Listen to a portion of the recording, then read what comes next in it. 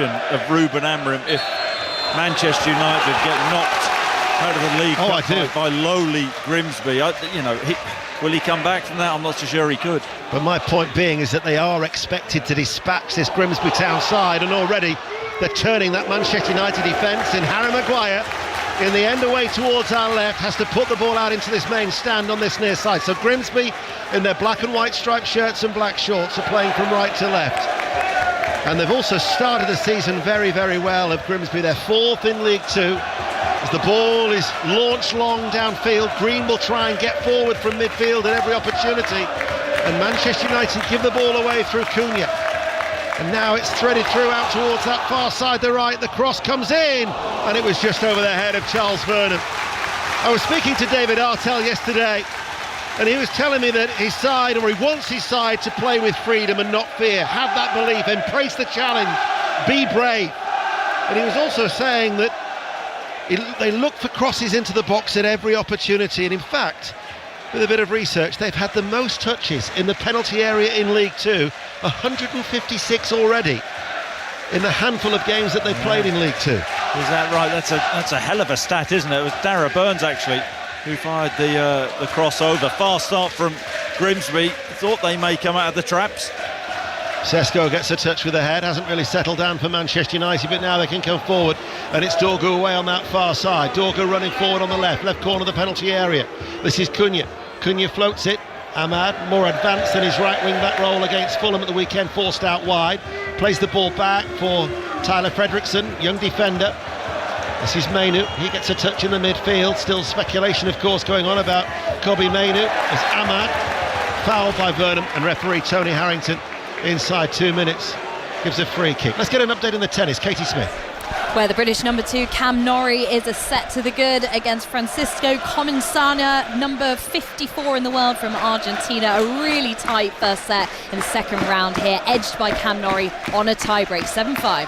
And that tennis coverage continues on Sports Extra 2, the stream you can only find on BBC Radio Sounds, and it's until around midnight of day 5 of the US Open.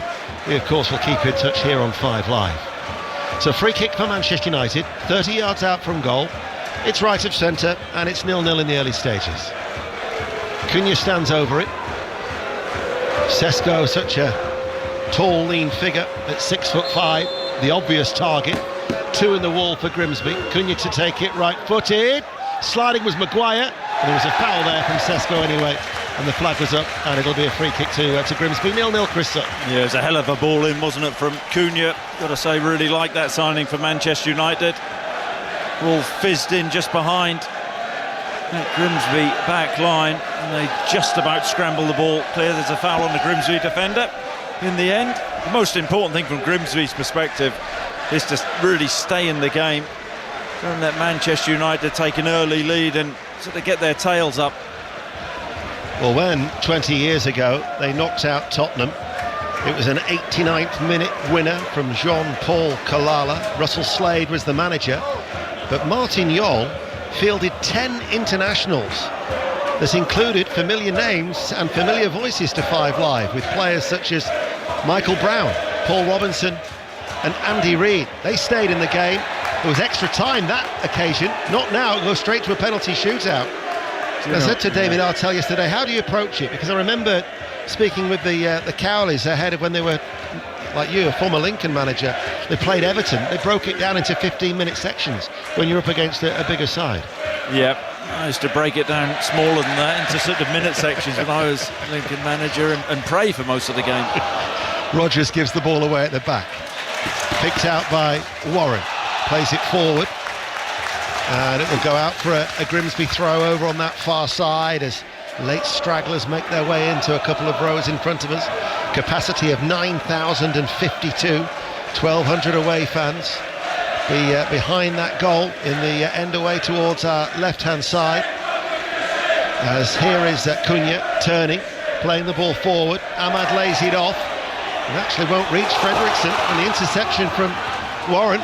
Plays the ball forward. This is Gardner. Gardner with a cross. Downward header not properly away in the penalty area. Grimsby try and keep it alive. Vernon keeps the ball in play. Down by the corner flag on the left-hand side.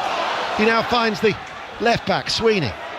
Sweeney looking to try and deliver the cross, holds onto it though and is helped out by McJanet with the cross, and there is Maguire to head it forcefully out of play for a throw. 0-0. Been a good 5 minutes for Grimsby. It has been. There's a really good ball in from Cameron Gardner, Gardner left-hand side, hung the ball up at the far post, and wasn't a convincing header away by Aidan Heaven.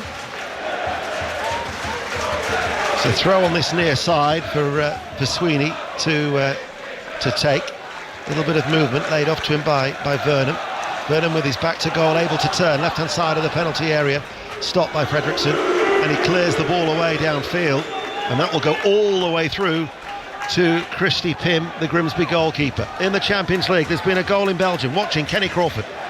Not good news for Rangers. Club Brugge 1, Rangers 0, which means it's 4-1 to the Belgians on aggregate. Nicola Tresoldi in his first start for the club since joining from Hanover. A diving header at the near post. Club Brugge 1, Rangers 0. Another goal at Fulham, John Southall.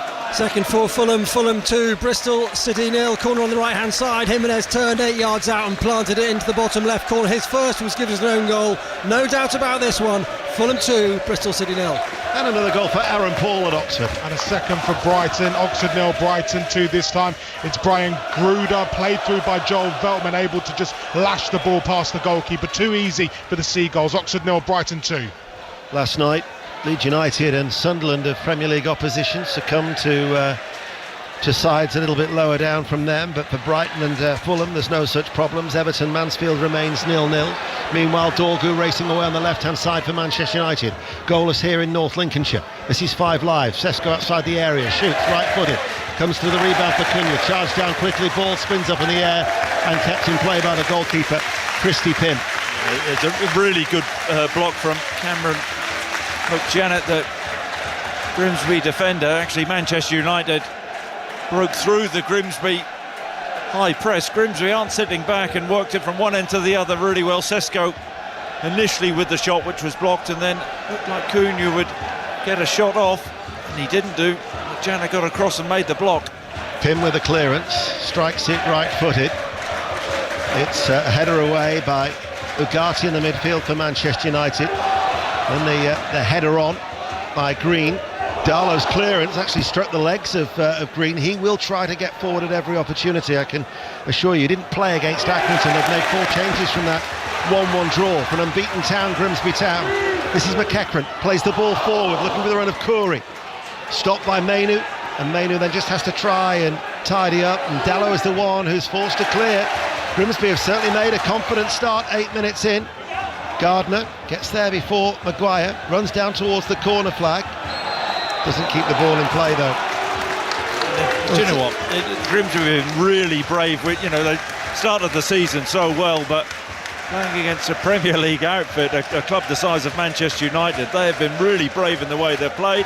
Crosses into the box, the midfielders Corey and Green are getting up in support of Gardner, and it's a bit uncomfortable for Manchester United in these early stages. I think that will have been another one of the messages from David Artell. He was telling me yesterday, just be yourselves, go out, enjoy the occasion. Can't necessarily express yourself if you're playing with fear. There's now been a sending off for Rangers. Kenny Crawford. This is unfolding badly for the visitors. Club Brugge 1, Rangers 0, but they're also now a man down. Max Irons sent off for a last man tug on Tristas Trolis. Club Brugge 1, Rangers 0. That's not good for Rangers.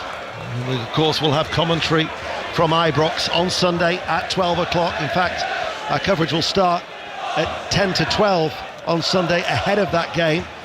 But for what looks like going to be 2 exits for the 2 Glasgow Giants in the Champions League this week. Yeah, not a good couple of nights for Scottish football by the sounds of it. Yeah, it doesn't sound like Rangers have any chance coming back there. Solis and Aaron's former teammates in at Norwich City. Yes. Opposing teams this evening.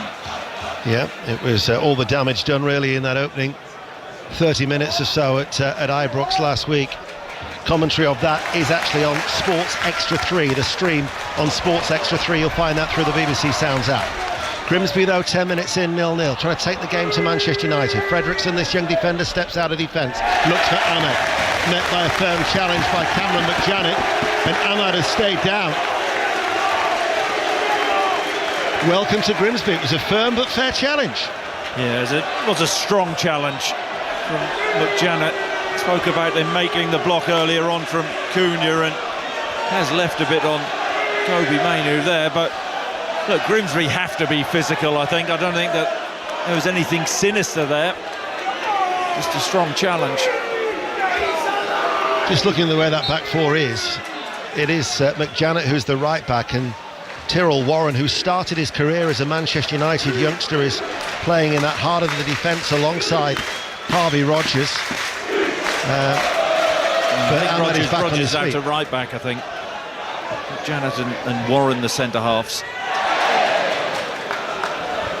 Harvey Rogers, signed from, he's a boyhood Leeds United fan, signed from Accrington a couple of years ago, so I'm sure he'll be relishing the opportunity to try and knock out Manchester United in this competition. We've heard from John Southall at Fulham, and Oxford 0, Brighton 2 with Aaron Paul. What about Everton Mansfield Town? Mike Mane. Everton 0, Mansfield 0. The home side starting to find their rhythm outside the 18-yard box. In it, not quite so slick. The Stags have been at the other end as well and posed a few questions of the Everton defence. Everton 0, Mansfield 0. Thank you, Mike. Goal is here at Blundell Park. Here is Vernon collecting the ball midway through the Grimsby half, and the ball is hit downfield by Sweeney. Coury tries to get after it, comes off the head of Fredrickson, and out it'll go for a Grimsby throw as Ruben Amorim just takes a seat in the dugout, not too far in front of us here in this antiquated main stand, which I'm told has had a little bit of redevelopment work. Reinforced girders in the roof to take out one of the many stanchions that used to obscure your view whenever you came here. Sweeney with a teasing ball in. Gardner with a header, flags up on the far side, and it was caught by Andre Onana. It was a good line from Manchester United. Early ball in, but Gardner was well offside. Cunha, downward header, enters the penalty area, looks to get away from Rogers. Then there was a slip by the Grimsby defender, who was helped out by McJanet, who puts the ball away towards that far side. Cunha with his back to goal, left corner of the area, still 0-0. 5 Live Sport, BBC Sounds app. League Cup action tomorrow on 5 Live. We've got more live sport for you. Athletics in Zurich from 7 o'clock. And then a whole host of football to look forward to at the weekend. 6 Premier League commentaries and the Old Firm, as we've mentioned. As Dallow collects this ball on the right-hand side, chips it in towards the penalty area. Cunha with a placed header, blocked, comes out towards Ahmad, touches the ball towards Dallow. Dallow back towards Ahmad. Ahmad then just shuffles the ball short and along the ground. Mainu to Dallow. Patient play by Manchester United. Playing from left to right as we look, 13 minutes played. This is Mainu. It was a rather loose ball that Fredrickson had to run all the way back almost to the halfway line to keep in play. Benfica 1, Fenerbahce 0 is a latest score in the Champions League playoff. That's actually the first goal in the tie. Earlier, incidentally, Ferencváros, who are now managed by Robbie Keane, who was part of that Tottenham side that lost here 20 years ago. They won in Azerbaijan, Karabag 2, Ferencváros 3, but Karabag actually go through 5-4 on aggregate. There could be some rather interesting trips for some English sides in the Champions League, and Kazakhstan, and the potential of a trip to the Arctic Circle to face Bodo Glimt in tomorrow's draw. Yeah, they had I can't remember who they beat, but they won emphatically, didn't they? Bodo Glimt to qualify, and then so that's a couple of Kazakhstan teams into the Champions League then. Is it? Well, yeah. Carrot, Almaty. Can you remember they beat Celtic? Yes. Don't like to bring that up, Ian. But, well, I didn't want to bring it up with you. Here is Coury, forward on this near side. A lot of travelling lies in wait for some. Manchester United will not be wanting to head back across that M62 with a defeat. They've got some defending to do on this near side now. A corner kick has been won by Grimsby, who I've got to say have approached this opening quarter of an hour very much on the front foot. Well, they've been fearless, haven't they? Why shouldn't they be with their form this season? Corner kick.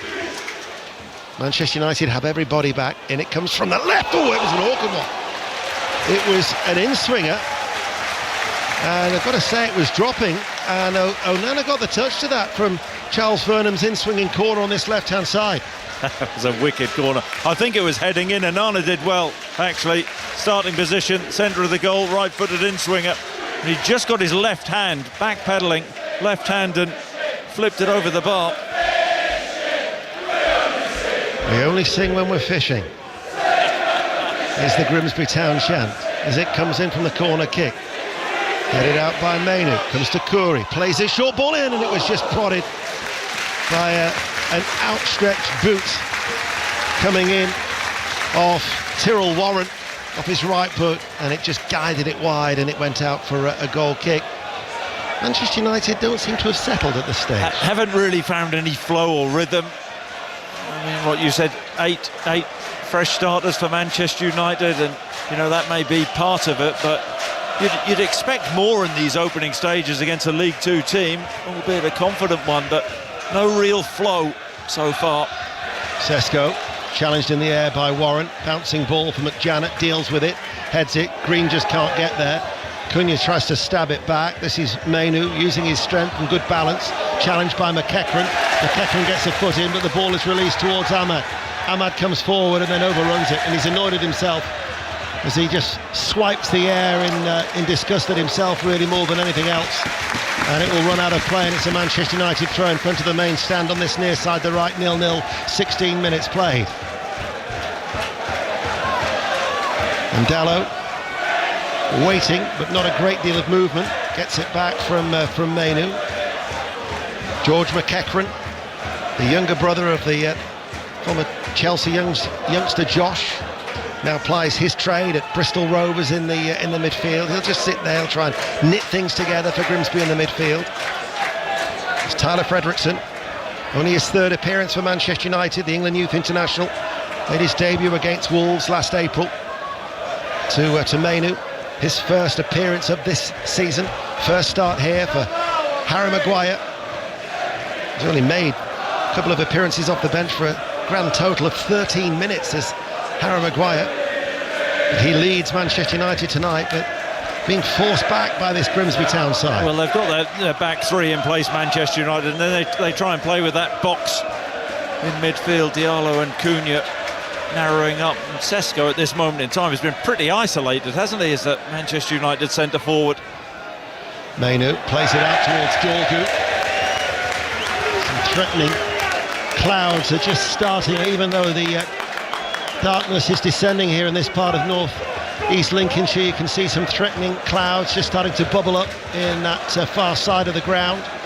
There was a heavy rain shower, probably about 3:30 to 4:30 here this afternoon, as some of the Grimsby substitutes warm up in front of this main stand, and then it's been a rather pleasant evening after that on a humid night as it remains 0-0. Ugarte runs into a Grimsby Town player and is stopped in his tracks. And quickly back onto his feet was Green.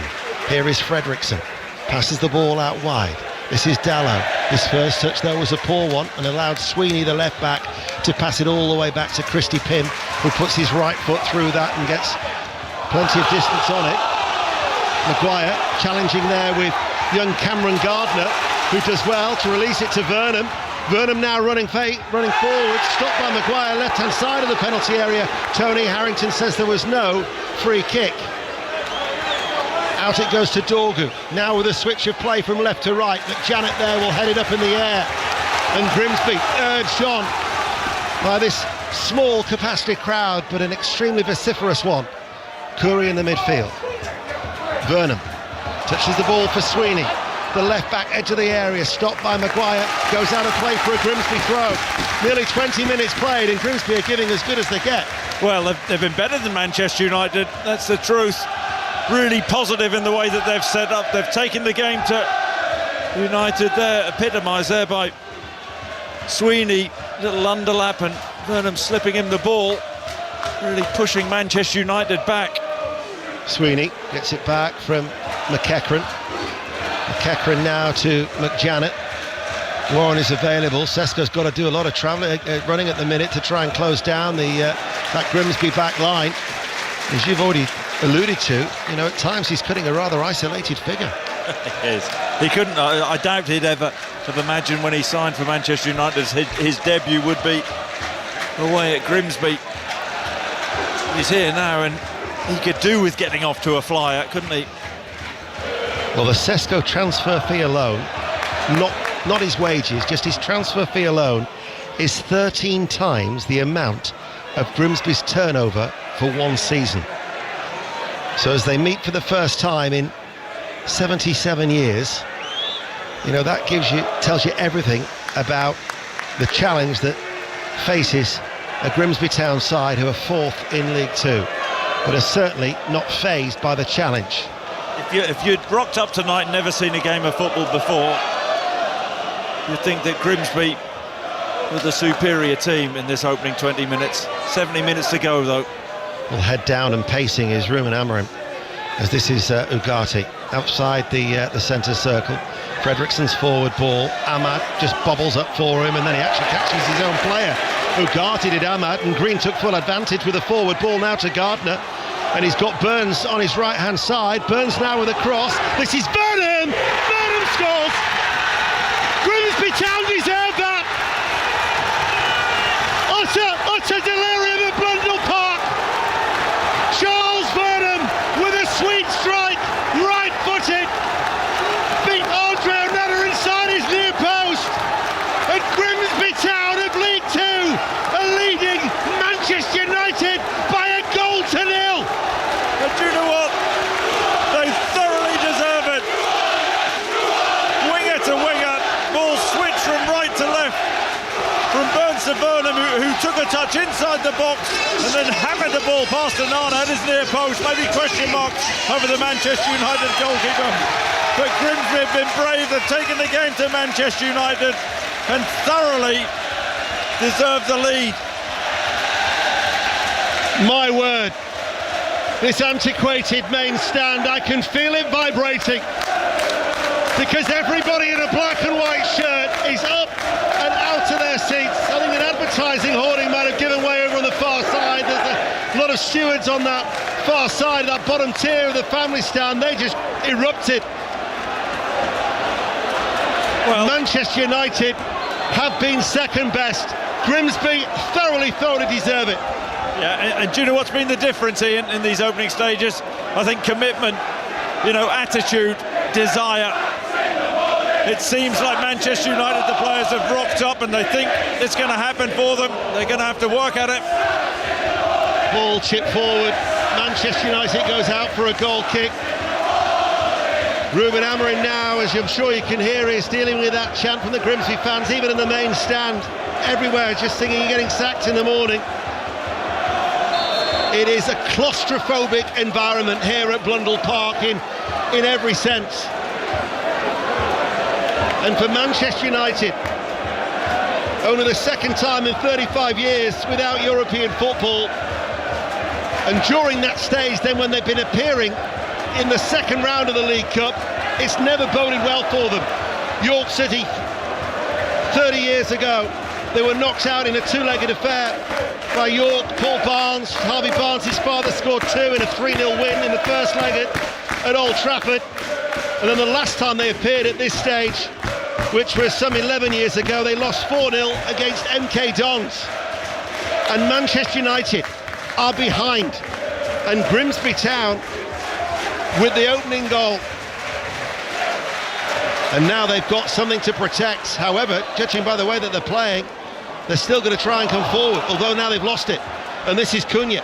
And Cunha comes infield into a central area, looking for the shot away. Ahmad goes for a curler. Didn't get the height, and it skidded along the surface, left-footed, and it was saved by Christy Pym. Yeah, it's a careless pass over on the right-hand side for Grimsby, and then Cunha looked like he was going to get a shot off, popped the ball out to Diallo, who came inside on his left foot. I've got to say, though, Diallo's had a really sloppy start.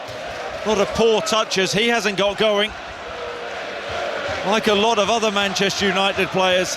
But they must realise the enormity of this game and what it would mean for the manager. 8 changes, a lot of changes. There'll be question marks should Amorim have gone stronger with his starting lineup. Ahmad picks it up over the halfway line. Dallow on this near side, the right. Manchester United looking for an equaliser. Mainu back to Fredrickson. Cunha drops deep. Fredrickson can't get the ball to Sesko. Dorgu's got his arms aloft on the far side and in a lot of space, but they can't get the ball over to that left-hand side. Still it remains on this near side, the right. Mainu tries to get away from Green. There's a little push in the back, threads it through. Sesko into the inside right channel of the penalty area with a cross. Headed away under pressure by Rodgers, and a free kick it goes. It is deafening inside Blundell Park.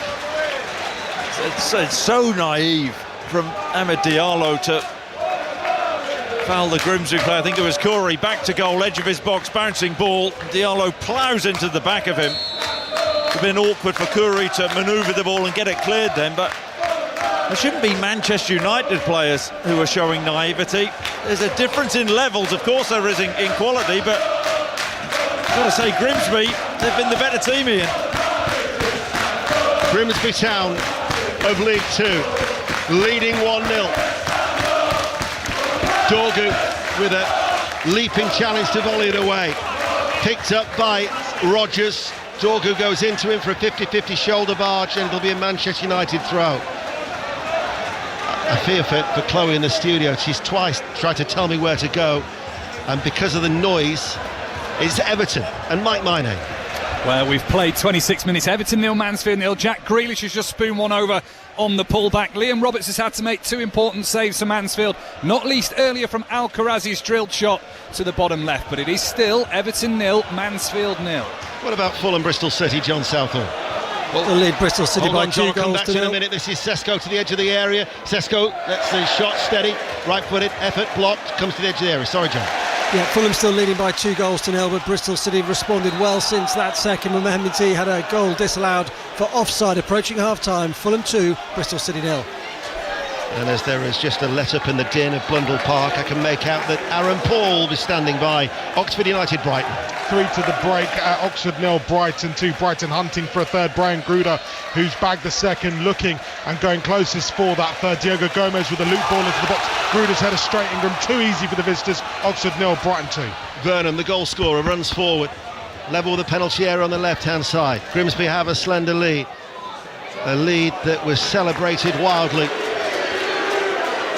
inside this Blundell Park Stadium, and Gardner might have a second. Takes a ricochet. Does it go in? The referee says not, and has blown his whistle. There must have been a handball in there. It was a cross from the left. Gardner, I thought, had an opportunity, but I can only think that there was a use of the hand. Yeah, it was. Yeah, it did go in, but the referee's whistle had gone. Yeah, I think it came off Gardner's hand. He's disputing that, but of course if the ball hits the arm and it's that particular goal scorer, then it should be disallowed. But blimey, they're putting Manchester United under pressure. They are, and Gardner's in again now here. Tried to take it early in the inside left channel of the penalty area. Left-footed volley was blocked. Ball hasn't got out of play. Burnham keeps it in, does the little step over, fires it in low, and it's Fredrickson who has to turn it behind for the corner kick.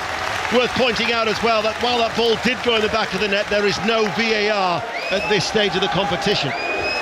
Although I suspect they'd have ruled that it was it was the right decision from the referee. Manchester United, major problems down their right-hand side defensively. Sorry, Chris. Incidentally, remains Benfica 0, Fenerbahce 0, because Benfica have had 2 goals ruled out by the aforementioned VAR. Grimsby Town leading Manchester United by a goal to 0 for what could be one of the biggest upsets in this competition, certainly in the history of Grimsby Town. Corner delivered, off post, touchdown. Grimsby Town have increased their lead, and Manchester United now really do have problems. The corner taken short on the far side. It was delivered. There was a crowd of players that went for it, and it was just a tap-in. It was a tap-in for Tyrrell Warren, the former Manchester United youth player, almost on the goal line. And Manchester United could be facing an exit in the League Cup, and Grimsby could be celebrating one of the great nights in their history. It was incredible. incredible, absolutely incredible. Ball whipped in from the left-hand side, right-footed. Onana was flapping and it's bundled over the line by Warren. And it's Manchester United who were like rabbits in the headlights. Onana comes, has an absolute shocker, misses it completely. It's a well-worked corner routine. But Onana comes, he's got to get it, he doesn't, misses it. It's popped in. The easiest of finishers. Where are Manchester United going to go from here? What about Andre Onana? I mean, there's so many times that he's made mistakes. Really, he's got to be doing better. Well, with both the goals, I think. Tyrrell Warren, a Manchester United youth player. Then he was at Salford between 2016 and 19. In fact, his last goal was for Salford in February 2024. It's his first goal for Grimsby Town, and it's come against Manchester United for an occasion that he will never ever forget. Well, what a wonderful, wonderful moment. But there's just such a difference in commitment, isn't there? Desire. I mean, there's no way, we're all thinking coming to the game that Ruben Amorim can lose this. But people are going to look at him completely differently if his Manchester United team go out this evening. Well, it will ramp up the pressure and some on Ruben Amorim, who looks shell-shocked at the moment. Manchester United 2-0 down, Ahmad. And the thing is that they don't actually look like scoring. I can't recall them having a serious chance so far, as there was a flash of lightning behind the pontoon stand. Here is Sesko now, he shoots and it's saved by Christy Pym. That was probably their best effort.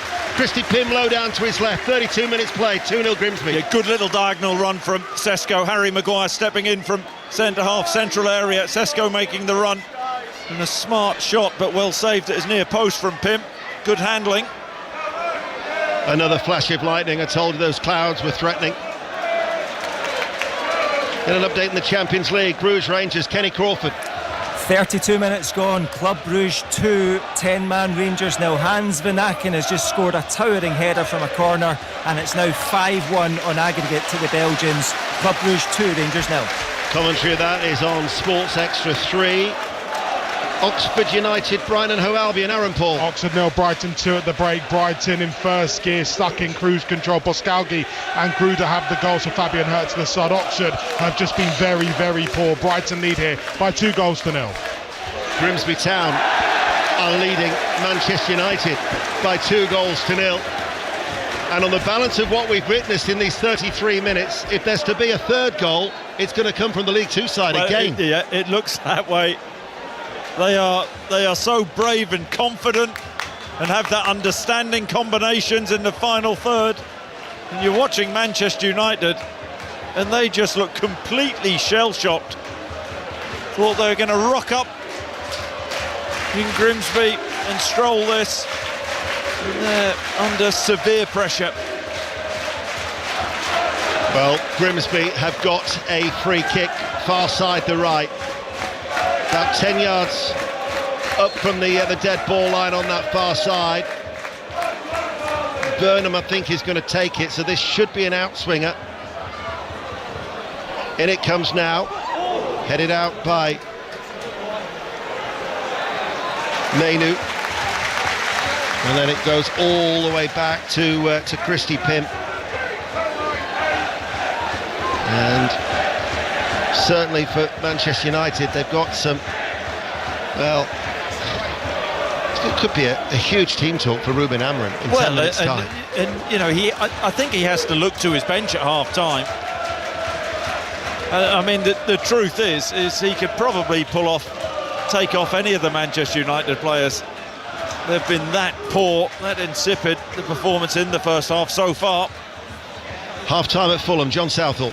Well, Fulham lead Bristol City by 2-0. They were 2 up after 21 minutes. Raul Jimenez to the fore. The opening goal, he pressurised the defender George Tanner and he bundled into his own net. The second, the Mexican swivelled 8 yards out and smashed into the bottom corner. Bristol City responded. Mehmeti had a goal disallowed for offside, but at half-time, Fulham 2, Bristol City 0. The ironic cheers in the background whilst John was talking is that Dorgo's running forward on the far side, the left, and he's looked to try and send over a cross, and he's just fired it almost as a shot into the stand away towards our right. It hit the top of the stand. I mean, remarkable. Yeah, we've got lightning over to our right-hand side. Maybe there's a storm brewing, Ian. Well, there is a storm brewing, and Ruben Amorim knows all about that, bearing in mind that even before today, he had the lowest win rate across all permanent Manchester United managers since World War II. Many people will say they're not going to win the title. They're not in Europe. They've got 2 chances of silverware this season, and one of them is this League Cup competition, and they could be facing an exit at the first hurdle.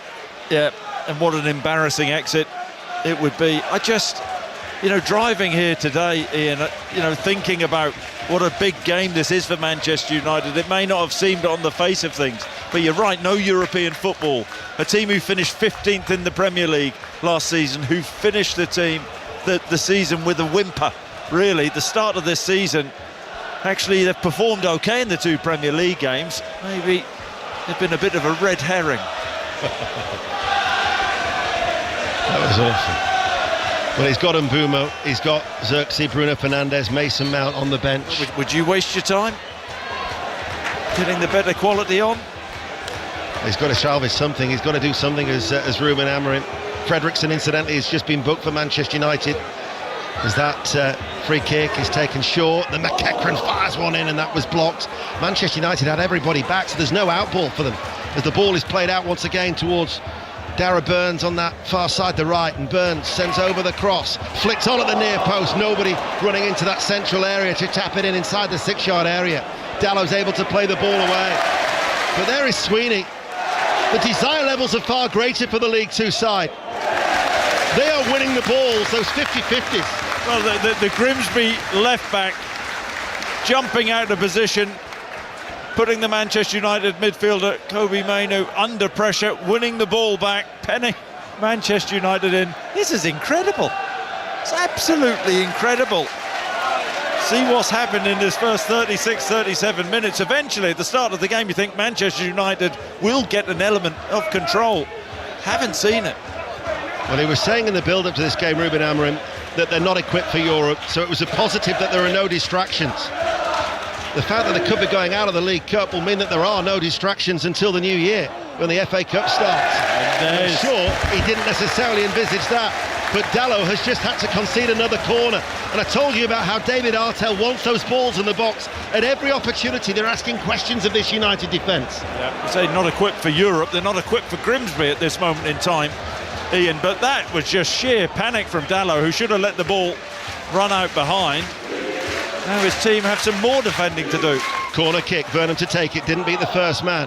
However, Grimsby on the edge of the area will try and get to that loose ball, but they don't. And all of a sudden, Cunha, who's got Sesko breaking through the middle. Dorgo out wide on the left. Dorgo again now running forward midway through the Grimsby half, but look how many black and white striped shirts are back behind the ball. As Dorgo with the cross, Sesko was there. And Sweeney did well, the left back tucked in, and then a committed challenge by Harvey Rodgers on the far side. Out it goes for a throw. Yeah, and do you know what, you're absolutely right, great observation. Grimsby, there are 4 or 5 of their players steaming back, running past Manchester United midfielders. Only Sesko in the box when that cross came in, and the ball actually went back across the box, and because no other Manchester United players could be bothered to bust a gut and run forward, there was no takers. Even though I'm an old-timer, it's good to know that the peripheral vision still works, Christopher. Dear me. Here is Mainoo. That's how Chris greeted me on social media earlier. Here is... There was a compliment, that was... Old-timer, yeah, thanks. Free kick. Foul by Sweeney on Dalot. Grimsby lead 2-0. We've got just over 5 minutes to go to half-time. This free kick is right of centre. Although I joke about being an old-timer, I have got cramp already in my left calf. But this free kick does give Manchester United an opportunity to create something, because with the exception of a Sesko shot just past the half hour, they have created very little else in open play. Cunha then places the ball down, not quite 30 yards out from goal. That was a double flash there of lightning behind that stand, away towards our right. Grimsby have got everybody back, they've got two in the wall. Cunha to take it, clips it in now, bounces around in the area, Ahmad can't get there, and before it does, it's Curry to clear it. Played back in by Cunha, flicked on, and then Warren did ever so well under pressure to clear it away on the full. Ugarte plays it out towards Dorgu on the left-hand side. Dorgu tries to deliver the ball, runs on the outside now of Harvey Rogers. He's held up a little bit and has to play it infield towards Mainu, 30 yards out, chips the ball forward into the penalty area. The acrobatic effort by Ahmad, the flag was up, wouldn't have counted.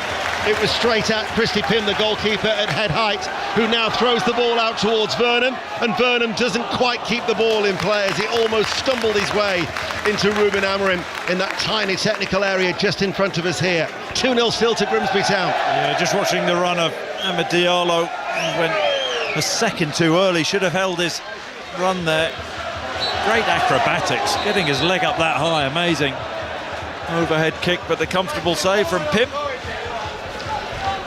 4.5 minutes to go to the break. Kobbie Mainoo in possession for Manchester United. Plays it alongside him now to his left in the centre circle for Ugarte. Aidan Heaven, another young defender, out towards Dorgu, high up on the pitch on that far side. Infield now to Mainoo. McEachran will go towards him.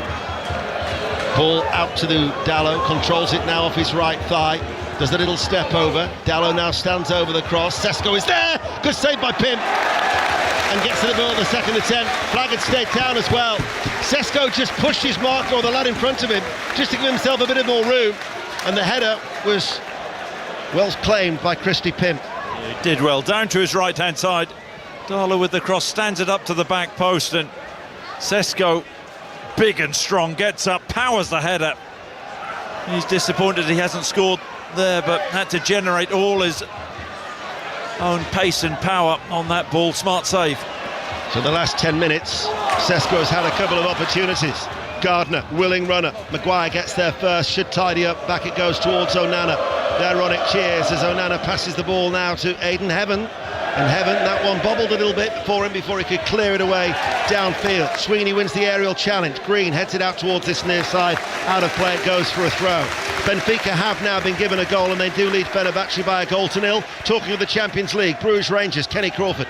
This is getting messy. Club Bruges 3, Rangers 0, 6-1 on aggregate. This time it's Joaquin Says, the left back. His first effort off the post, but he was there to knock in the rebound. Club Bruges 3, Rangers 0. Dorgu runs forward, pass it in low. It's commentary on Sports Extra 3. Talk about Ruben Amorim being under pressure. Russell Martin also under pressure north of the border. Yep, not a good night for Russell in Brussels. Here is Dorgu on the left. Sends over the cross. It's a deep one. It'll come all the way to Dallo on this near side, the right. Ahmad lets it run through towards Mainoo. Mainoo right corner of the area. Dallo. Now with Ahmad, able to face the way that Manchester United are playing, which is from left to right as we look. Here in the main stand at Blundell Park. Dallo comes in off the right touchline. Cunha just tried to roll away from McEachran. They've kept the ball of Manchester United. Heaven, forward ball. No real width as Dorgu's come into a central area on that far side. Cunha's going to come in field and shape to shoot. And in the end, he's just closed down and chases after that ball himself. It'll be a Manchester United throw down by the corner flag. I think it's the first time, isn't it, in the first half that they've actually really pinned Grimsby in. Grimsby can get in at 2-0. That would be absolutely enormous. Here is Ahmad. Edge of the penalty area. Mainoo. First real sustained spell of pressure for Manchester United. Tells you everything, really, when you consider that we're almost at half-time. Shot from Ugarte. That was blocked. Mainoo passes the ball with pace, and it goes past the outstretched leg of Ahmad and out for a goal kick. So if he's going to bring on either a Mason Mount, a Bruno Fernandes or a Brian Mbeumo, who goes off? Because we know that he ain't going to change the system. I think Ahmad has had a particularly poor first half. I'd get Mbeumo on. I wouldn't mess about. This is a game. I don't care what anybody says. Ruben Amorim cannot afford to lose this game. This would be total humiliation for him. It's a new season for him. There would have been a bit of patience, I suspect, from Manchester United fans, but you cannot lose to Grimsby, with respect to Grimsby.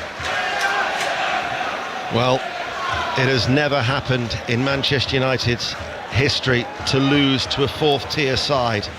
They are the 6-time winners of the League Cup, as we are into 2 minutes of added on time, and they find themselves 2-0 down. However, Kenny Crawford said it himself, getting messy in Belgium. One-way traffic, Ian. Club Brugge 4, Rangers 0 on the night, 7-1 in aggregate, and as Joaquin says again, his second goal in 3 minutes, this time a lovely volley from 10 yards. Club Brugge 4, Rangers 0.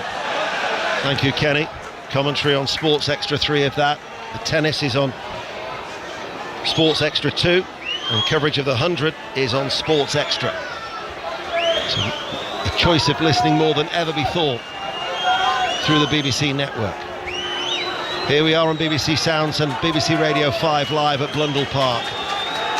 And I think even the most optimistic Grimsby Town supporter would have absolutely bitten your hand off if you'd have said at half-time you'd be leading by 2-0 at this stage. I think even in David Artell's mind, he was thinking would take probably being at 0-0 and still in the tie. But they've been terrific, Grimsby.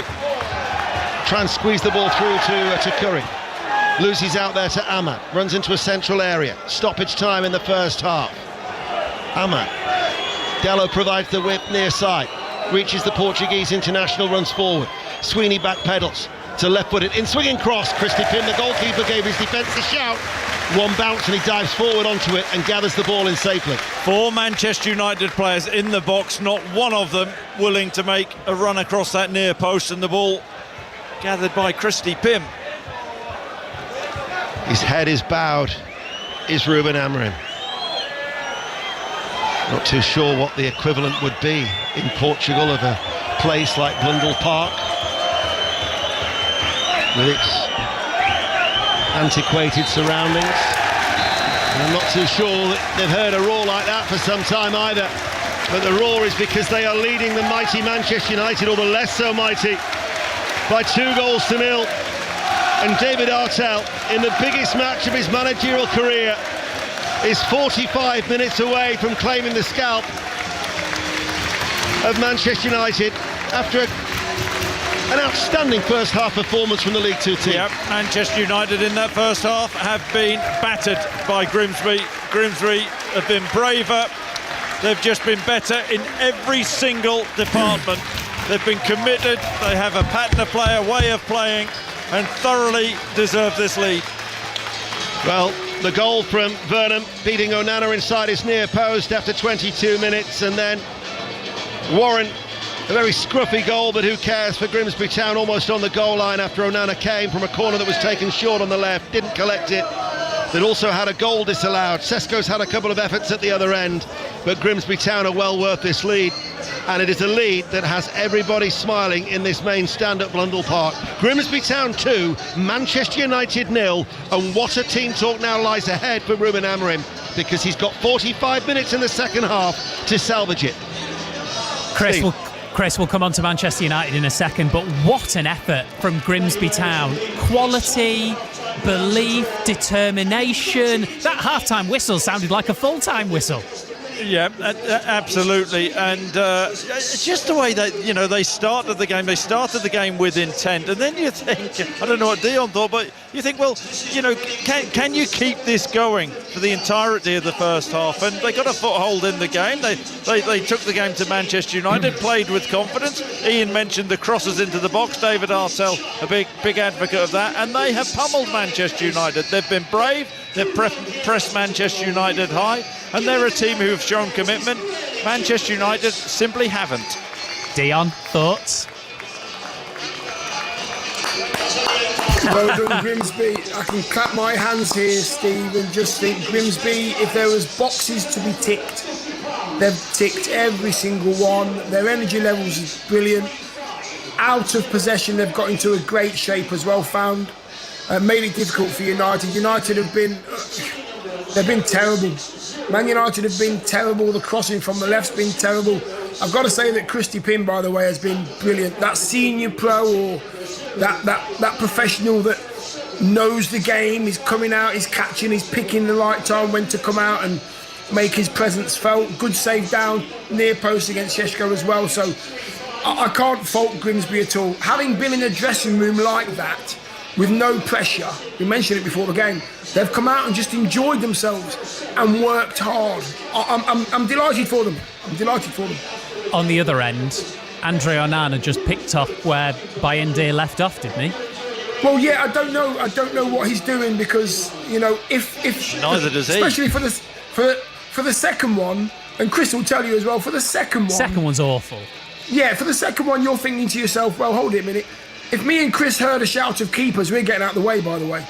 But there's nothing at all. It's just a half-hearted come and get it. I'd be absolutely livid with my keeper doing that. I'd expect to get smashed out the way if my keeper's coming for a cross. Nothing at all. And you know the worst thing as well, it's accepted. That's one of the problems. It's accepted. Nobody says to anybody, what are you doing? And that down to the defenders, the keeper, everybody. They don't hold each other up for account. It's just terrible. Thing is, Chris, go on, Chris. Do you know what, Steve? I honestly, if Grimsby win tonight, I honestly, I don't think this is knee jerk. I don't know whether Ruben Amorim can come back from this. It's such an enormous game. Ian Dennis said in commentary, no European football. The League Cup is a really important competition, and the perception to lose, not just to lose, but the manner in which they've played the first half. If I'm Ruben Amorim, I am getting all my big hitters on at half-time. I'm not messing about. I'm not letting this game drift. I'm getting Bruno Fernandes on. I'm getting Mbermo on. I'm getting Mason Mount on. I'm getting better quality on. He needs to win this game, Ruben Amorim. And you know what as well? Grimsby have come out with great energy, of course they have, but Man United have played the game so slowly. If they were really at the top of their game, they'd be bouncing it about like they have to do on a Premier League day. If they were to do that, the energy would run out sooner or later for Grimsby. What Grimsby are doing, they're working really hard, and Man United are passing the ball so slowly that they're getting the ball back in high positions and they're creating more chances. Man United are just digging their own grave. It's terrible. I cannot wait for the full-time discussion, guys. Whatever happens in the second half, either we'll be talking about a big comeback and a massive sigh of relief, or we'll be talking about League Two Grimsby Town knocking out Manchester United. I've written, can Ruben Amorim come back from this, as a good question. Steve, you know what? As a Man United player in that dressing room right now, I'd be pretty embarrassed as I walked in. I'd be pretty embarrassed walking off the pitch. You have to be, because you cannot... This cannot happen. It's Manchester United. They're playing like a non-league side, with all due respect to non-league sides. They're probably better than Man United at the moment. And Grimsby have gone out with a professional attitude. They've stuck to their game. They've given blood, sweat and tears. They've got themselves a couple of chances. They're not refusing to cross the ball. And there's still 45 minutes left. They've got something to hold on to, Grimsby. And you know what? If they play like they did in the first half, they'll hold on to it. Great stuff, Dion, Chris, Ian, thank you all for the time being. So a big shock on the cards at Blundell, just not in Bruges, Kenny Crawford. Yeah, and unfortunately for Rangers, Steve, there's still 45 minutes left for them as well. Half-time, Club Bruges 5, 10-man Rangers 0, which means it's 8-1 on aggregate to the Belgians, who took the lead on 5 minutes through Italy-born German under-21 striker Nicola Trizoldi. A lovely diving header. After that, it totally unravelled. 8 minutes gone, Rangers reduced to 10 men. Max Aarons sent off for hauling back Christos Ziolis. Further goals from Hans Vanaken, Joaquin Sai's double, and Alexander Stankovic have followed. Damage limitation, a serious case of it for Rangers now, who trail Club Bruges 5-0 on the night and 8-1 on aggregate. You'll be able to listen to second half commentary on Sports Extra 3. Back into the League Cup second round, half time in the delayed kick-off, Everton Mansfield. Mike Maine. Yeah, those fans might be wishing they didn't turn up after all. For the home side, Grealish over the bar from 12 yards. Alcaraz denied low by Roberts. Armstrong with a weak effort. But the last 5 minutes of the first half was Mansfield's. Plenty of possession in the Everton half. Everton 0, Mansfield 0. So those were 8 o'clock kickoffs. The two 7:45s are into the second halves. Fulham, Bristol City. John Southall. Fulham lead by 2-0. Could have been 3. Traore on the right of the area. Great strike, pushed away by Lumley. Can Bristol City make a game of this? Fulham 2, Bristol City 0. Which leaves us with Oxford United, Brighton. Aaron Paul. Brighton 2 goals to the good hill, two first half goals to the good here. Close to a third as well. Harry Howell making his first start, able to receive the ball, didn't really realise he was going to get it, couldn't quite turn and get the shot away. Oxford 0, Brighton 2. Right, big night on 5 Live Sport with Manchester United trailing Grimsby Town at Blundell Park 2-0 at half-time in the League Cup. So second half commentary on the way. Before that, we'll keep you up to date with the 100, with the US Open tennis, which you can listen to right now on 5 Sports Extra. Cam Norrie in action. We're going to hear from Emily Scarratt, who's made history by becoming the first England player to appear at 5 Rugby World Cups. After the news on 5 Live with Tim Daly. The voice of the UK. This is BBC Radio 5 Live. Good evening. 2 young children aged 8 and 10 have been killed in a school shooting in Minneapolis in the United States. 17 others have been injured after it happened during a mass called to mark the first week of classes at a Catholic school. Shots were fired through the windows. The mayor of Minneapolis, Jacob Frey, has given an emotional address to reporters. These were Minneapolis families. These were American families. And the amount of pain that they are suffering right now is extraordinary. And don't just say this is about thoughts and prayers right now. These kids were literally praying. It was the first week of school. They were in a church. A White House official says President Trump has hosted a policy meeting in Washington to discuss plans for Gaza once the war there ends. The former Prime Minister, Sir Tony Blair, was there, along with President Trump's son-in-law and former advisor Jared Kushner. The official said they all discussed all aspects of the Gaza issue. The trial of an asylum seeker who was living at the Bell Hotel in Epping and is accused of sexual assaults in the town has heard he told a teenage girl she would be a good wife. 41-year-old Hadash Kabatu denies the charges against him. They include sexual assault, harassment and inciting a child into sexual activity. The trial continues. And the Crown Prosecution Service says it will not be bringing any charges against the far-right activist Tommy Robinson over an alleged assault. The 42-year-old was arrested last month after a video posted online showed him near a man who was lying face down on the floor at St Pancras Station in London. And that's the news so far this evening on 5 Live.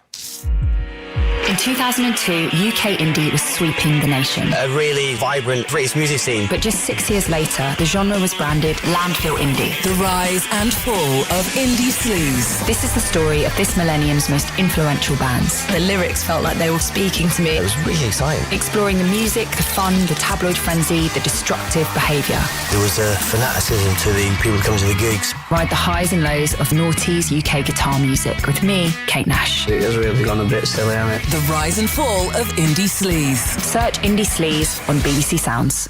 This is 5 Live Sports with Steve Crossman. Listen on BBC Sounds.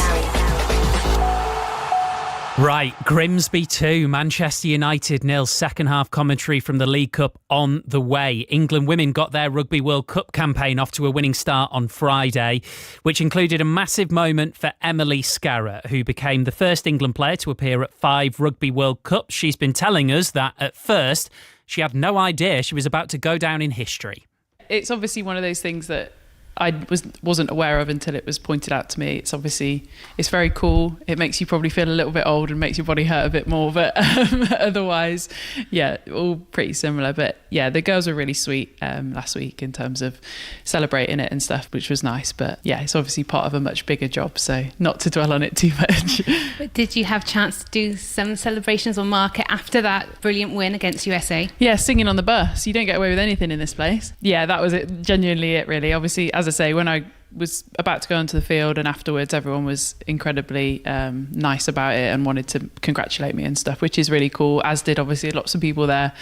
But yeah, I think singing on the bus is the main way that we tend to mark occasions, which you would think should be a nice thing, but it wasn't the best. But what did you have to sing? I sang Wagon Wheel, so it's a bit of a crowd favourite. Oh, yeah. The bus was happy about that. I won't ask you to sing now. No, okay. don't. Please don't. I won't. So how is the feeling in the camp this week? How's training been? Yeah, really good. It's one of those things, isn't it? You have pre-season for so long, you just want to get going. And obviously now we're actually going and we're into it. Mood's good, vibes are high. Obviously we've moved, we travelled down south. We're now here in Northampton. The sun's come back for us. And yeah, just really looking forward to obviously getting out there again this weekend. Yeah, and just continue to build and show what we're about, obviously moving through this tournament. Emily Scarrett with 5 Live's Victoria Turner. England-Samoa is on 5 Sports Extra on Saturday, kick-off at 5 o'clock. If you haven't listened yet, there are 2 other Red Roses, Meg Jones and Hannah Bottoman, on Barely Rugby. That's on the Rugby Union weekly feed each week during the Women's World Cup. It's very funny. It's definitely worth a listen. Right now, 5 Sports Extra US Open tennis. Today so far, 1 Brit through to the 3rd round, 1 out injured, 1 currently on court. Russell Fuller's in the commentary box in New York. Yes, the headlines are that Jack Draper will play no further part in the US Open because of discomfort in his left arm. This was bone bruising that originally was scanned just after Wimbledon, which prevented him serving for a month and playing at all in the 2 big ATP events in the build-up to this US Open. Got through his first round, but after a practice session today felt there was too much discomfort in the arm, although we're told the injury has healed and Jack Draper has taken the decision to withdraw. And there are question marks now about whether he can qualify for the ATP finals at the end of the year. He's currently in the 7th of 8 qualifying positions, but if he does face another spell on the sidelines, he may not earn enough ranking points to play in Turin, even assuming he's fit to play in the middle of November. Ken Skupski is with us, part of our commentary team on 5 Sports Extra on BBC Sounds. And the news of Cameron Norrie, Ken, is good. He leads Francisco Comesaña, ranked 19 places below him, 7-6-6-3, 1-all in the 3rd, but he looks like he's got the measure of this Argentine at the moment. Yeah, he's played great. He was down early in the match, break down and found his way back into it. Really did a great job of getting through that first set tie break with some great serving. And he's sort of taken control in that second set. He'd like to get through this in 3 straight sets with the opportunity to then go on and play Novak Djokovic on Friday. Who came through, not looking convincing. He is 38. He's also a 24-time Grand Slam champion. So one to look forward to if Norrie can win one of the next 3 sets. Emma Raducanu, very good, very efficient, 6-2, 6-1 against the Indonesian qualified Janice Chen. And she is joined in the 3rd round, Steve, by Victoria Azarenka, 3 times a runner-up here, last year's runner-up Jessica Pegula, and also a top 10 player in Emma Navarro of the United States. Thank you very much, guys. Coverage continues on 5 Sports Extra. Right, Ruben Amorim's just thrown the kitchen sink at it, Ian. Let's go. Yeah, already underway here at Blundell Park, and Ruben Amorim has made 3 changes at half-time as they look to try and fight back from 2-0 down in the next 45 minutes. Otherwise, they will be facing an exit in this League Cup competition. De Ligt has come on for young Tyler Fredrickson in the defence. Patrick Dorgu has made way. Brian Mbumo has come on for him. Bruno Fernandes has come on for Ugarte in the midfield. So looking how they're lining up now, they've got Onana in goal, a back 3 of Heaven, Maguire and De Ligt. Dallo has switched to left wing back. Ahmad drops in at right wing back on the far side. Fernandes and Kobbie Mainoo with Acuna, Mbumo and Sesko. Manchester United, red shirts, white shorts, playing from right to left as we look, and a cross comes in from the left hand side and Mbumo is there. He plays it back, headed goalwards, headed out then by Warren, edge of the area, not controlled by Heaven and cleared away by Green. And then giving chase is the young striker Cameron Gardner, who joined the club at the age of 16 from Gateshead's Academy and has worked his socks off so far tonight for Grimsby Town in these black and white striped shirts and black shorts as they play from left to right with Christy Pym in goal, a back 4 of Harvey Rogers, Tyrrell Warren, Cameron McJanet and Jaden Sweeney, George McEachran, Evan Curry, Kieran Green, Charles Burnham, Cameron Gardner and Dara Burns. And the goals in the first half from Burnham and Warren. Manchester United, what about the response? We'll find out now. Cunha tries to roll it in. Mbumo into the penalty area, can't keep the ball in play, and that will be a goal kick. Another goal elsewhere in the competition at Oxford, Aaron Paul. Oxford 0, Brighton 3. This one done and dusted. Diego Gomez prodding the ball home from point blank range. Felt kind of embarrassed to celebrate. Oxford 0, Brighton 3. Well, You said it earlier, Chris, about the storm clouds are gathering. We've still got the lightning in the distance. Rain now pouring down here in northeast Lincolnshire. And this is a massive 45 minutes for Manchester United, and in particular their beleaguered head coach. But Green drives forward for Grimsby. Forward ball and couldn't take it in his stride. Young Cameron Gardner, 19 years of age, scooped up by Onana. I tell you what, had he had a better first touch, he would have been in on goal, 1v1. Yep, you're right about the weather and Manchester United's performance in Grimsby, League Two and all that. So far, I've never known a night like it, Ian. Throw from Rodgers. Green volleys the ball out offside on this near side by Dara Burns. And Grimsby now, well, they've won their previous 3 home games here this season. They've scored at least 2 in all of those 3, so at least they've maintained that record. They've opened the scoring in 6 of their 7 games this season. They've got a manager here in David Artell who is positive, he's forward thinking. Yeah, he's done a brilliant job. He did a fair job at Crewe as well. I was speaking to the owner earlier. They earmarked him, went after him, got him, and the team are really hopeful of promotion from League Two this season. But this is an eye-opener, Ian, this evening. How well Grimsby have played against the might of Manchester United. Copenhagen 1, Basel 0 is the latest score. It means that the Danish side have a 2-1 lead on aggregate in the Champions League playoffs. The draw for that is tomorrow. The third round of this competition takes place after this tie, and it will be spread out across 2 weeks because of the designated Champions League week and then the following designated Europa League week. As De Ligt hits a raking long ball downfield, a teeming rain now here in Cleethorpes. As Sesko, with his back to goal, dispossessed, and all of a sudden Curry comes away with it and plays it out towards Burnham, who got the first goal. Burnham's forward ball, Curry's continued the run, helps it on its way. Green, 2 weight in the middle. Green pulls it back.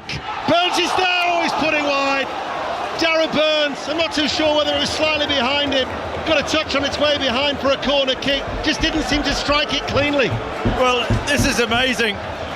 Grimsby are 3-on-1 in the penalty box, and it really should have been game, set and match.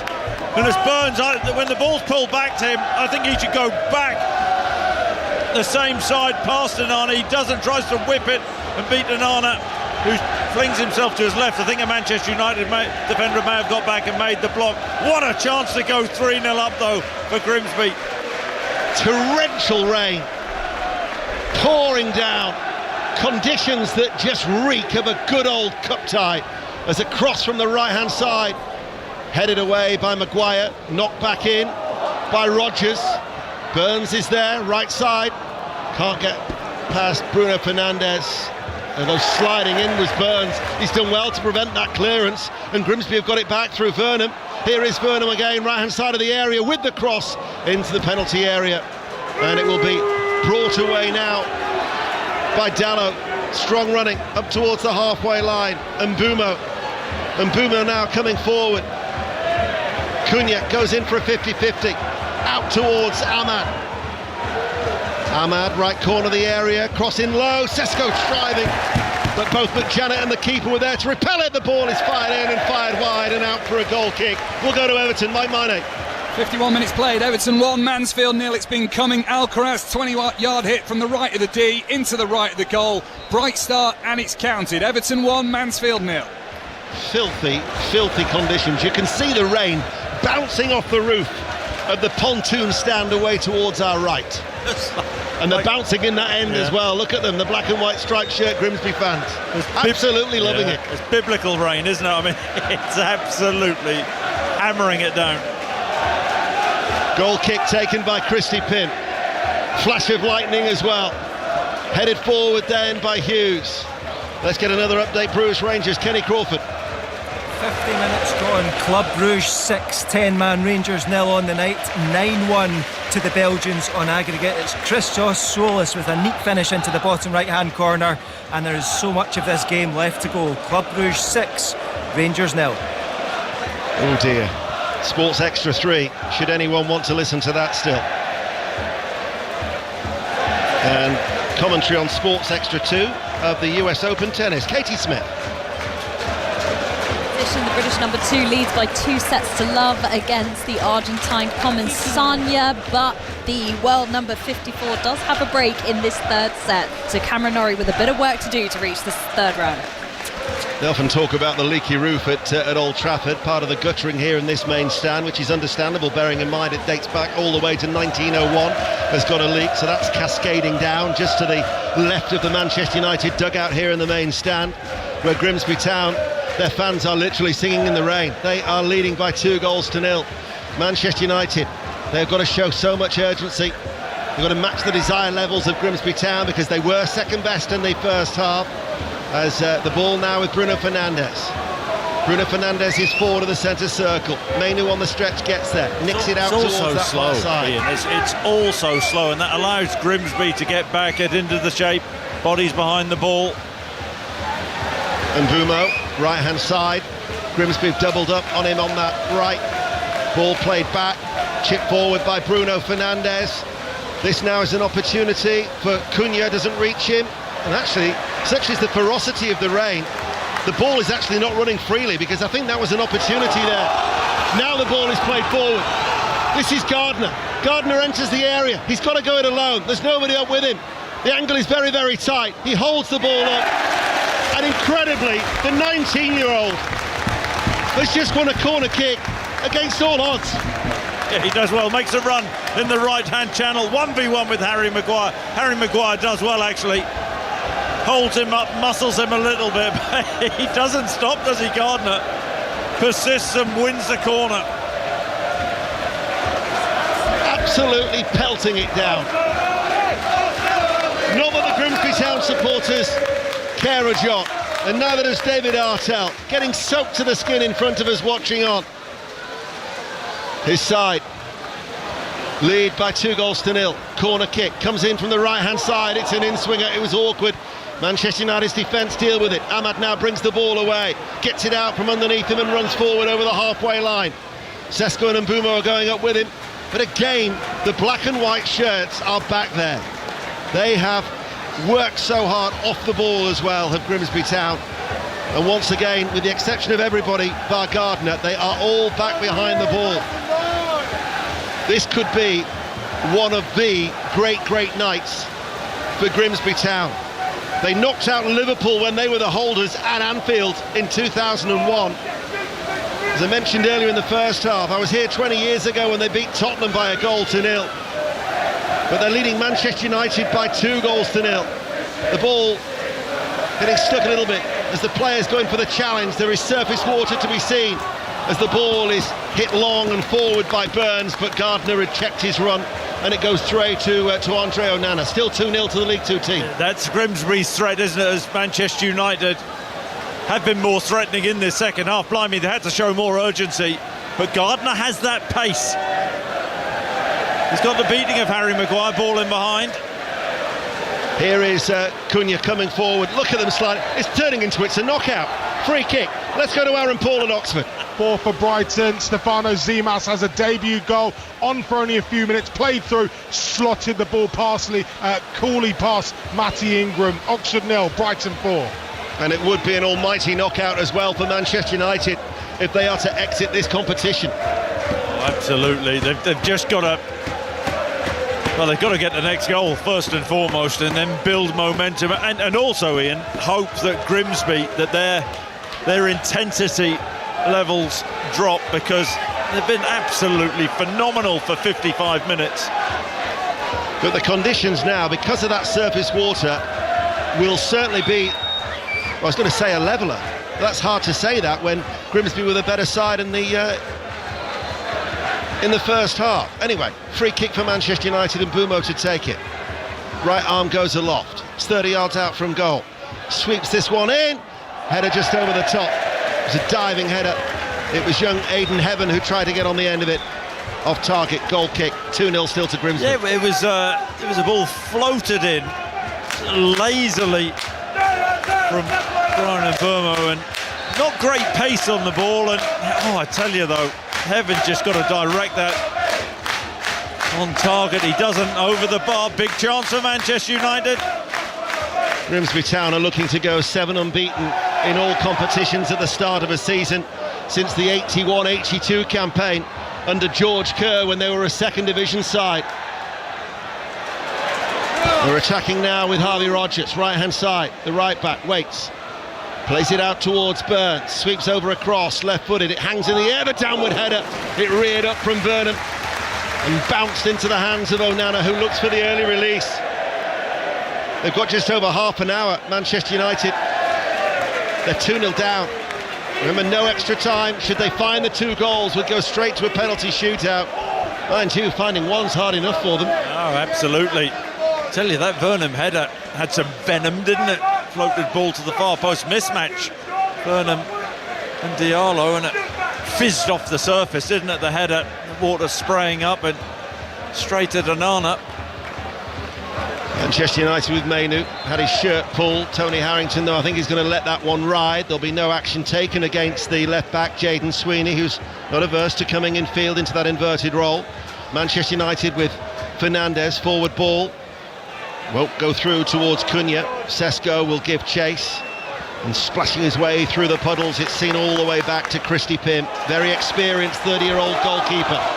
This is the 19-year-old who has done well no, he didn't keep it in play, Cameron Gardner. At some stage, I'm expecting Jace Cabia, the leading scorer, to come on, because the 19-year-old has worked hard, but you are thinking there's only so long he can keep running in these heavy conditions. Yeah, but that may be the reason he was picked, because of his running power.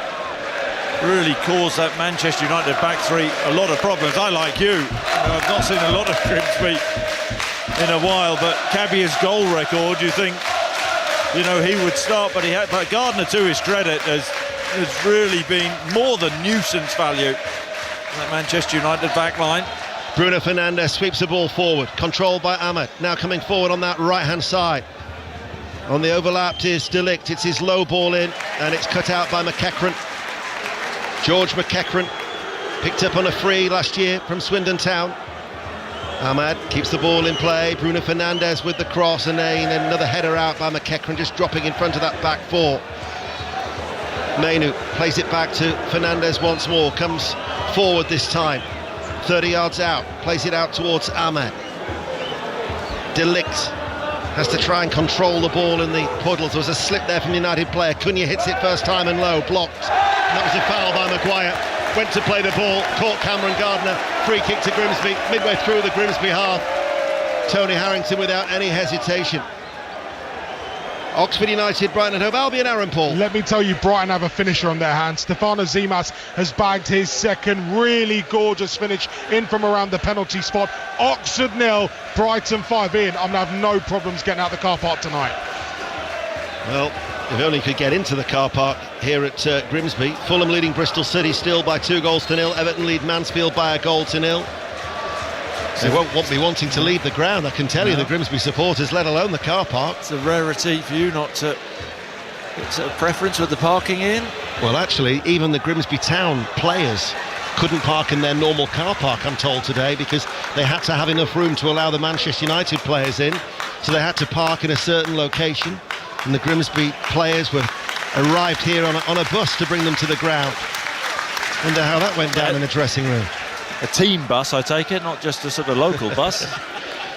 Well, do you know that the number 57 runs down Grimsby Road? Here is Mainu coming forward for Manchester United. Mainu cut out there by Sweeney, the left back tucked in. 61 minutes play. Bruno Fernandes being booed by the raucous tiny crowd here at this packed out Blundell Park, as this now is Mbumo offside against Ahmad. Their last meeting in 1948, it was a 1-1 draw in the old First Division. United were managed by Sir Matt Busby. Jack Rowley with a late equaliser after Jimmy McGowan had given Grimsby a 36-minute lead. Well, 77 years on, Grimsby went in at half-time with a 2-goal lead, and they'll be hoping not to be pegged back on this occasion, as there is activity down in front of us for Grimsby Town. And I can see that we're going to have Henry Brown a teenager at 18 years of age. He's going to be coming on, a midfielder, been at the club academy since the age of 8. As Cunha into the penalty area and Boomer's first time shot blocked. Sesko lets it run through. Dallo passes the ball to the edge of the area. There is McEachran sliding in, still tenacious in the tackle. He's got a bit of cramp. I tell you what, Ian, second half especially, he's made some really important interceptions in and around the box for his Grimsby team. And the other player who's going to be coming on is Giza Turi, who they signed from Vikingur Gotha in the Faroe Islands. And therein lies a story as the ball is passed out wide for Manchester United. Still looking to try and work their way back into the game. Fernandez will shoot from distance. Very good save by Christy Pym. That must have been a good 25 yards out. It was low left-footed. It skidded across the wet surface and Pym was down with a strong left hand. Yeah, what a save this is. Flings himself to his left. What was important as well, not just a save, he actually got up and gathered the ball. I think there were 2 Manchester United forwards in close attendance. Really smart goalkeeping, crucial that Grimsby don't concede.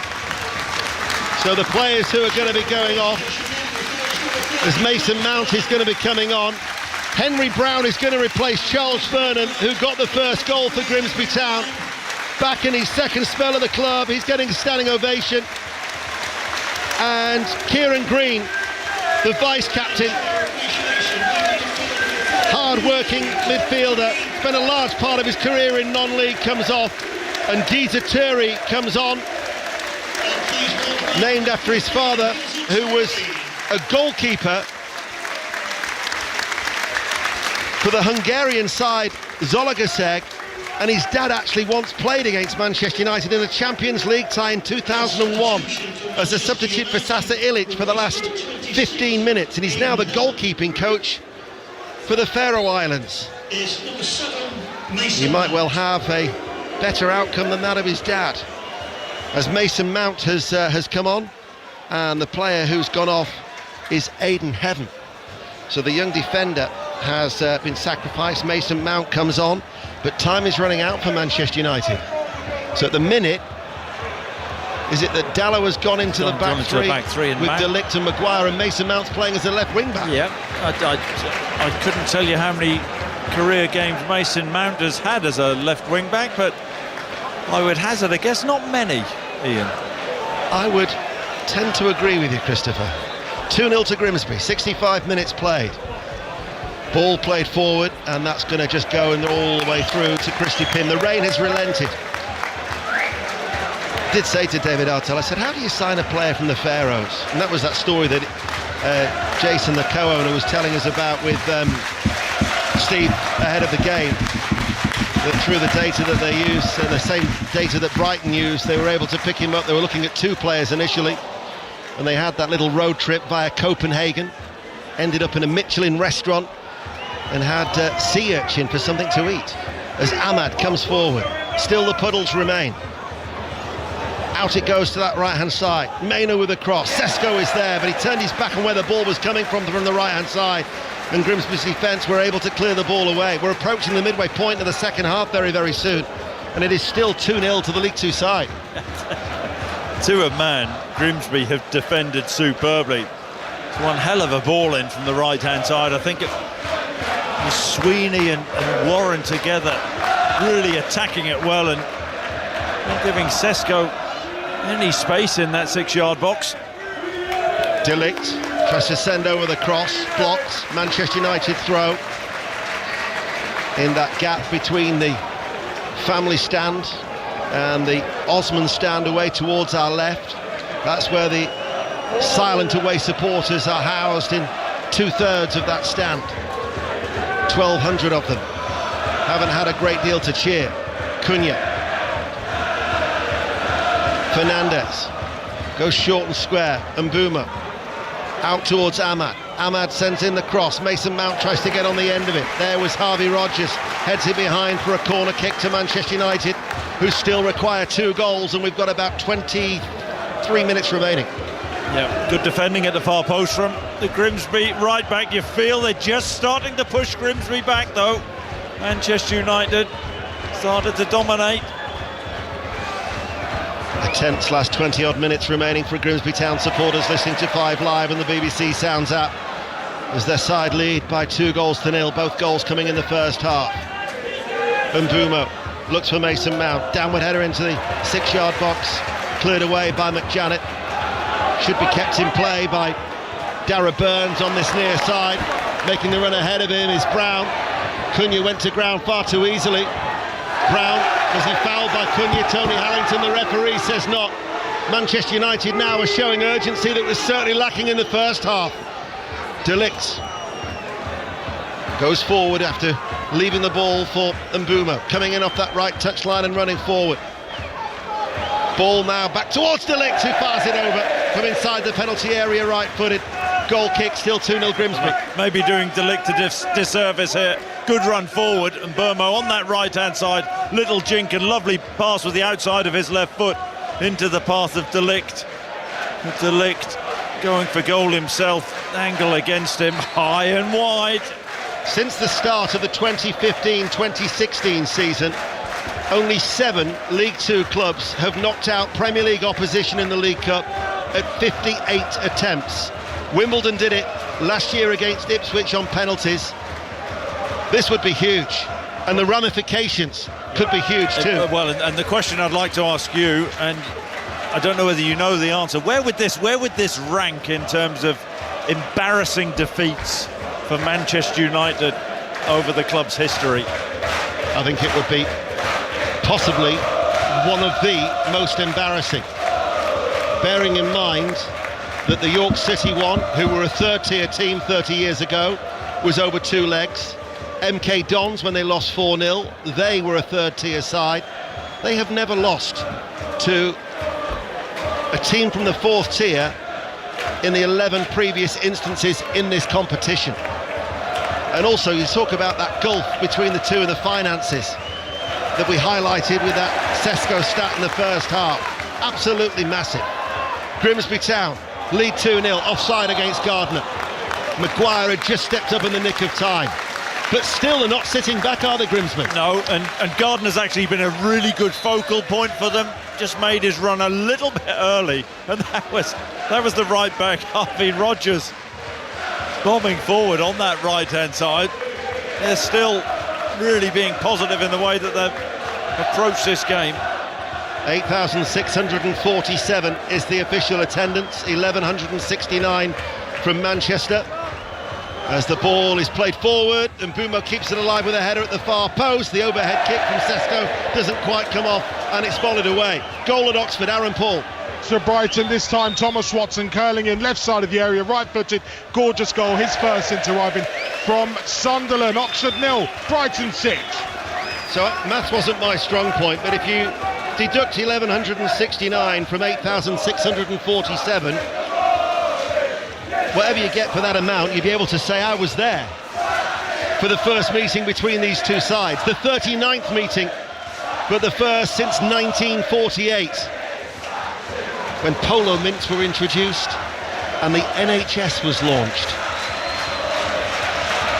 7,478, says Gary. I'll trust your calculation. I'm glad you made that clear. That wasn't you who worked that out.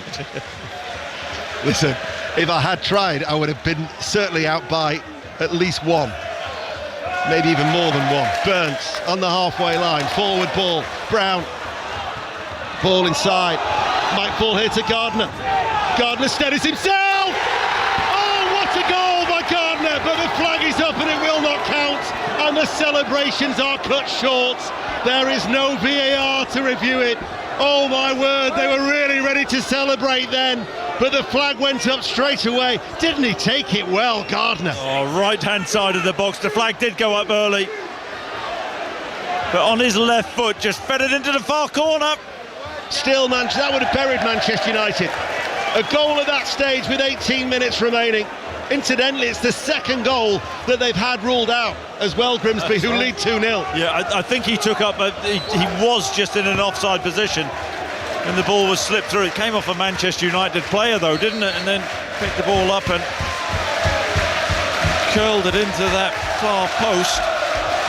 Yeah, he's just off when the ball's played, I think. I think that might be the last touch of the action as well, as far as Gardner is concerned.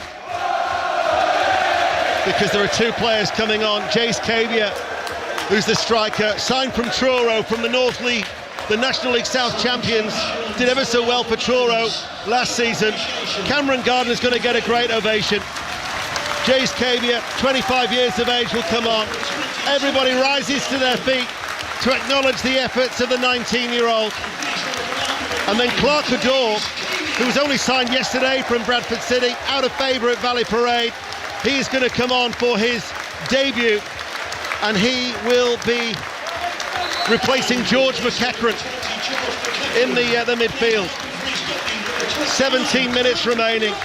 Grimsby Town have been immense. Manchester United are fortunate that third goal didn't count. They're still in the tie if they can get a goal, but time is desperately running out. Yeah, just fresh legs for David Artell's team at the door, and Cavia coming on. But I've got to tell you, so impressed with Cameron Gardner, his performance all round. Now an opportunity for Brown to run forward on that left-hand side. Brown, left corner of the area.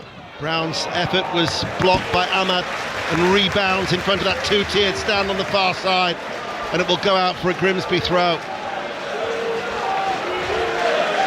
Grimsby have been marvellous.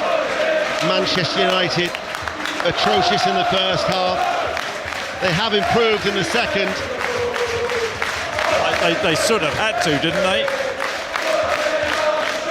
Certainly that Pym save was a vital one to keep out Fernandez from that long-range effort, because had that crept in after 63 minutes, Manchester United would have had a toe back in the tie.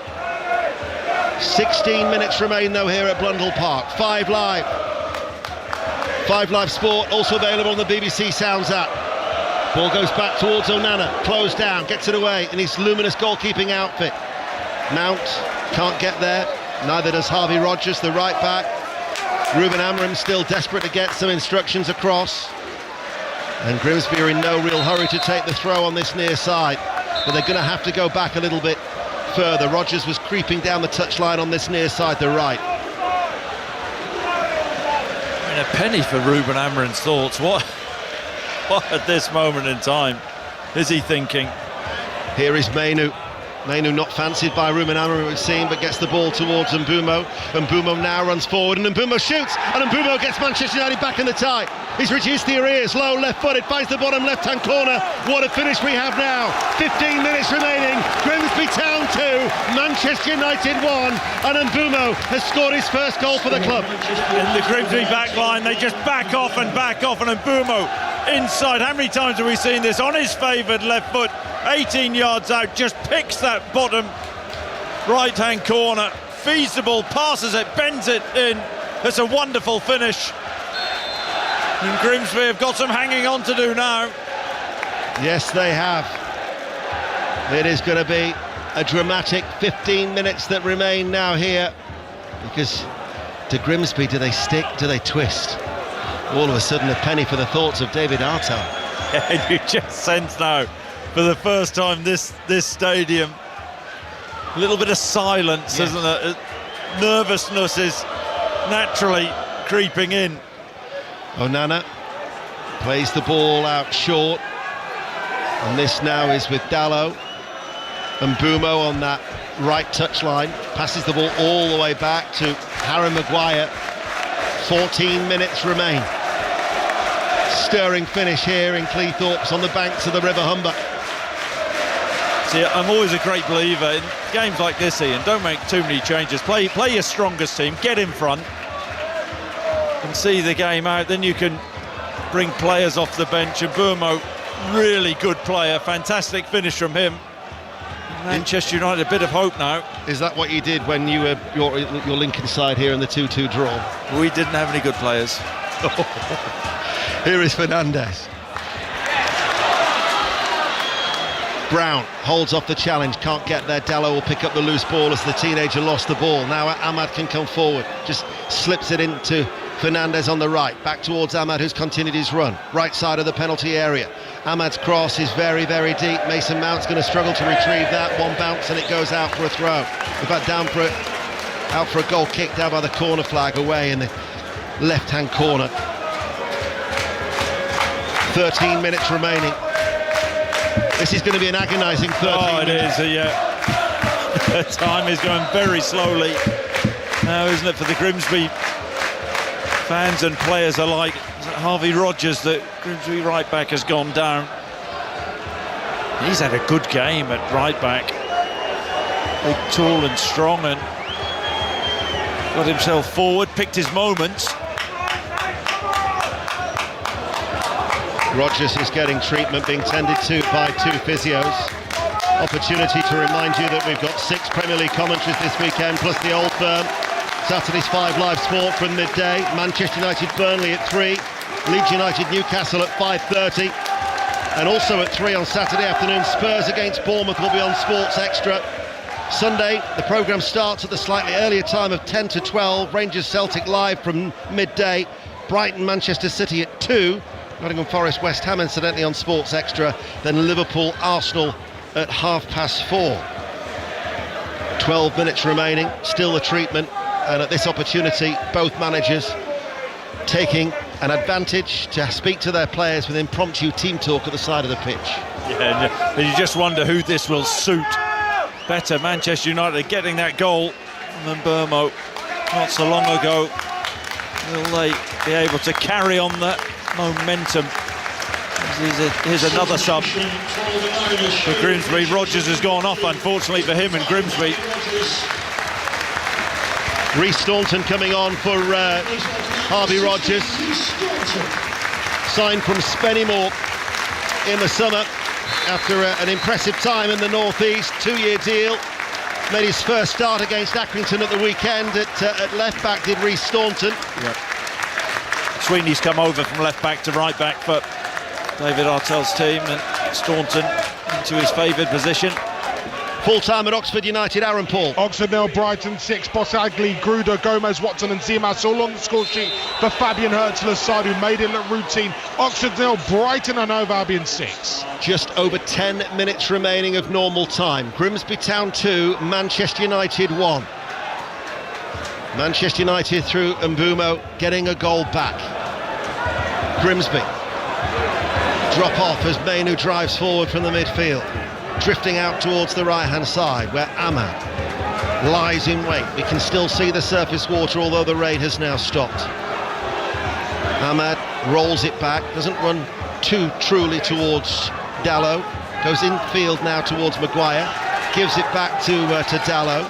Here is Mbeumo, midway through the Grimsby half. Ahmad looks to go on the outside of Staunton, the substitute, who, fresh on the field, holds him off and will clear long with a measured clearance up towards Cabia. Coming back though at the moment, that's the worry for Grimsby Town.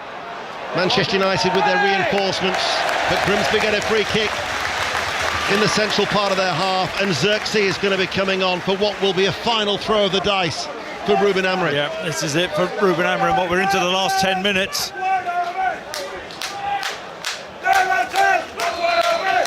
Just with Cabia going as that central striker, I know he's scored goals this season, but Cameron Gardner just more of a physical presence, and it's not been easier for Cabia to get into the game particularly. One gentleman stood up just in front of us away towards our left. He struggled to get the chant going. I think the Grimsby supporters were just full of nerves at that stage, but now all of a sudden it gathers momentum as Mason Mount on this near side, the left. De Ligt makes a run into the penalty area, left-hand side. Yes. Block though comes in from Gizaturi. Mason Mount didn't keep the ball in play. Oh, he did. Near side the left. Turi still in front of him, and it will be a Grimsby throw down by the corner flag on this near side. Ruben Amorim getting his final instructions across to Joshua Xerxes for his first appearance of the season, and it is Ahmad who is going to be going off. Manchester United need a goal with 8 minutes of normal time remaining. Otherwise, Grimsby Town will be pulling off one of the great upsets in their history. Full time at Fulham, John Southall. Fulham 2, Bristol City 0. Comfortable this for Fulham. 2 goals in the opening 21 minutes. More than enough. Tanner with an own goal for the first under pressure from Jimenez. Jimenez added the second. Bristol City stirred late on. Mehmeti was close in added time. And Mayulo struck the post. But all too late. Fulham eased into the third round. They've won 2-0. De Ligt, it seems, has just stayed forward now for Manchester United. Fernandes plays it short down the line on this near side. Mason Mount to Mainu. Xerxes touches the ball back. Grimsby have dropped everybody back behind the ball. They're almost now just left with 2 at the back, United, in Maguire and Dalot. Here now is Cunha to Fernandes. Fernandes tries to get it through, but the black and white striped shirts get the ball away. Downward header runs off the head of... it was Sweeney. Kept the ball in play on this near side. This now is Mason Mount, tries to roll away from one challenge of Giza Toure. Xerxes slides in. Free kick is given though in favour of Grimsby Town. Yeah. Probably for the first time in the night, they can't get out, Grimsby. No, and I was just going to say that they've struggled to get up the pitch. They've put so much into this game, haven't they? And you can see them they're just flagging. Only 7 minutes of normal time to go. Manchester United, Xerxes going on. He's playing up narrow on that right-hand side, where Mburmo actually came on at half-time. And Mburmo now as the right wing-back for Manchester United. De Ligt's downward header, helped on its way by Mason Mount. Coming across on this near side. Warren it was who volleys the ball out of play for a throw. Updated attendance, 8,747. If that's to try and throw a curveball with my mathematics, it's worked. We'll leave it out. But 8,747 is the updated attendance, and no, 100 people haven't just crept in at the last minute after hearing the scoreline on 5 Live. De Ligt, but Grimsby 2 lead by 2-1 with 6 minutes remaining. Fernandes tries to switch play out towards the right-hand side. Headed away. Dalot is the one who's got to try and run back inside his own half. Plays it short down the line. Mbumo in field. Bruno Fernandes, pacey ball looking towards Sesko. McJanet hasn't dealt with it. Sesko could profit. He wasn't helped by the puddles there, was he, McJanet?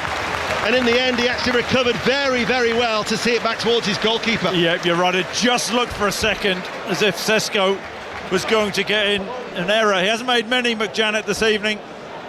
Slipped on the surface, didn't read the play very well, and then he just that determination, sheer grit to make up from his error. That would have been cruel on Cameron McJanet. Stopped on him, didn't it? The ball it on did. The surface. Missed Saturday through injury. Back in the starting lineup tonight. Here is Xerxes picking the ball up midway through the Grimsby half. Xerxes now leaves it for Mainu. Out to the right again for Mbumo. Mbumo level with the penalty area up against Staunton, the left back. Mbumo sends over the cross. De Ligt is there. Couldn't keep his header down, running in far post inside the 6-yard area. Came off a Grimsby head. Behind it goes for a corner kick. 5 minutes remaining. Grimsby 2, Manchester United 1. I don't know who the Grimsby defender is down in the box. Dara Burns. There you go. But that's a mismatch, isn't it? De Ligt all over him at the back post, but Burns stood his ground well, because I'm pretty certain De Ligt would have hammered his header home there from 6 yards. Corner kick to be taken. Mike Mainu. Goal comes in. Bit of a scramble inside the area. Good block by Pym. Down it goes into the ground and goes out wide. What a scramble that was. Honestly, the save from Pym in there is a corner to the back post. He has made an unbelievable save. It's Maguire who thinks he's headed it in, then the ball pops up, then there's a header, and Pym flying out, makes himself big, makes a save, and then goes down and gathers the ball. Little fist pump there. He's made 2 important stops in this second half. That's off Maguire again, point blank range. Maguire, left foot volley. Great acrobatics from Harry Maguire. It's 3 yards out, and I think it hits Pym in the face. Unbelievable piece of goalkeeping. 4 minutes remaining. Referee's blown his whistle. I think we can go to Everton Mansfield. Mike Mainu. Minutes left. Everton 1, Mansfield 0, and Jai's just poked it into the side netting, running through at speed. Tyler Dibling's on for his first appearance since a £35 million move. It is still Everton 1, Mansfield 0. Updating the tennis, Katie Smith. A very gritty display from Cam Norrie here. He leads by 2 sets against Comensana in the second round. He was a breakdown. The Argentine was serving for the set. Norrie hung in and broke back. We are back on serve. Cabia has been shown a yellow card. I think it was Cabia from referee Tony Harrington. We've got 3 and a bit minutes remaining. Commentary of the tennis, by the way, is on Sports Extra 2. Maguire's now finishing the game up front. They've hardly got anybody at the back now. They've got Dallo and Bruno Fernandes. Fernandes lifts the ball in, headed up in the air by McJanet. Mason Mount looks for Cunha on the edge of the area. Cunha tries to get it back, does so, leans into the challenge, runs out left-hand side. Excellent block coming in from Jayden Sweeney. All hands to the pump now for Grimsby Town. Manchester United coming on strong. They've got another corner as they still trail 2-1. And Tony Harrington is keeping his eye on a lot of players as the corner has to be taken quickly on this near side, the left, again delivered towards the far post. Harrington, the referee's blown his whistle. Has to be retaken. Copenhagen 2, Basel 0 is the latest score in the Champions League. That'll see Copenhagen going through to the Champions League phase. The draw for that is tomorrow. 2 minutes remaining of normal time, and a tense 2 minutes. It will be here at Blundell Park. Another corner kick, and again the referee isn't happy. And again he blows his whistle and makes his way into that crowded penalty area. And he's faced by so many red shirts, and a yellow card has been shown. In fact, 2 yellow cards have been shown. I think De Ligt might be one of them. Yeah, bit of grappling at the far post. De Ligt goes down far too easily there. Tries to buy a penalty. Corner's not even been taken. Corner on this near side. Mason Mount again goes deep towards the far post, and the header from Harry Maguire. Manchester United have rescued it with 90 seconds remaining. They were 2-0 down. They have silenced Blundell Park. Manchester United with a late equaliser to save the blushes of Ruben Amorim. 2-2. Yeah, nearly scored moments earlier at that back post. Harry Maguire. It's a brilliant ball in, and Maguire just goes in at the back post, 2 yards out, heads the ball in, simple header. All the big guys for Manchester United at the back, shrugs off his defender. I think it's Warren, just eases him out of the way and plants the header in the back of the net. Heartbreak for Grimsby, put so much into this. When I say save the blushes, there's still every chance Manchester United could go out on penalties if it remains 2-2, because there will be no extra time. Full time at Everton, Mike Maine. No, we've had another goal in, we're into added time, but Everton have won it now. 2-0, Beto tapped into an open net with a square ball across goal. That'll do for the Toffees. Everton 2, Mansfield 0. So Everton through along with Fulham and Brighton and Hove Albion from tonight's other ties. Incidentally, the tennis now is on Sports Extra for the probably till about midnight for the remaining day of day 5 of the US Open tennis. That's switched now to Sports Extra. We're going to find out how much added time there will be here at Blundell Park. The daft thing is, if you'd have said to David Artell at the start of the game, it's going to finish 2-2, he'd have taken it. However, it just feels like it's dampened the mood at Blundell Park because they were 2-0 up with 15 minutes to go. Absolutely. And remember back to that chance Burns had. Yeah. 3v1, and he couldn't find the back of the net. That would have been 3-0, game over most certainly. But fair play to Manchester United. Brought the big guns on at half-time, didn't they? And it's about finding a way back into the game, and they have done. 5 minutes of added time at Blundell Park on what has been a dramatic night in the League Cup here on 5 Live. Staunton's cross goes behind and into a rather now nervous-looking pontoon stand away towards our right. Manchester United, they fancy winning it. They want to win it now in the time remaining. They won't want to take the lottery of a penalty shootout. As the Cunha on the halfway line rolls away from Turi. And now towards Mbumo. All the momentum is with Manchester United. Mbumo in towards Cunha. Cunha shoots, saved by the goalkeeper, and forces the ball away with good strong wrist. So much so that there was nobody able there to follow up. It went that far ahead of Mainu. Maguire now in a bit of a foot chase there with Cabia, and he sees it back towards Onana. It's all one way now, it's all Manchester United. It is, absolutely. Just wondered for a second whether Cabia would get away from Maguire, who did well, used his body well, but here come United again. This is Mason Mount. Mason Mount with a cross from the left-hand side, and that was a hanging ball that had to be headed behind by McJanet because Xerxes was coming in. It's another corner kick, and Manchester United now are finishing the stronger. Yeah, and Harry Maguire, he's not moving well. It's just telling, I think it's Bruno, isn't it? Is it Bruno? Is it Mason Mount on the corner? Just hang fire and is moving to that back post area where all Manchester United's big guys are. This is where they scored from a corner kick previously. From the left-hand side, same routine towards the far post. Not kept in play by Mainu. Wriggled underneath his right foot. Now Mbeumo's actually telling all the Manchester United players, get back, just in case Grimsby wanted to take the goal kick quickly. However, now Grimsby are looking to slow it down, and we have about 2.5 minutes of stoppage time remaining at 2-2. Well, what a game, what a night. And you sense that Grimsby fans applauding their team on, but yeah, it's just they're a little bit shell-shocked, I think, to have that lead and then all of a sudden they just feel it's maybe slipped by. There was a chant before Manchester United equalised about how proud the Grimsby Town supporters were of their players, and they've got every right to feel proud the way that they've gone toe-to-toe. That should have been a throw to Grimsby. Instead it went to Manchester United. David Artell is not happy about that. We have got 2 minutes remaining of stoppage time. 2-2. David Artell is having a word with the fourth official, David Webb. Manchester United, is there time to fashion one last opportunity? Xerxes gives the ball away, but it will go for a Manchester United throw in front of that two-tiered stand. Xerxes will take it quickly. Bruno Fernandes, they had to call for the reinforcements, they were needed. There's that loose ball, Kabia can't hold on to it.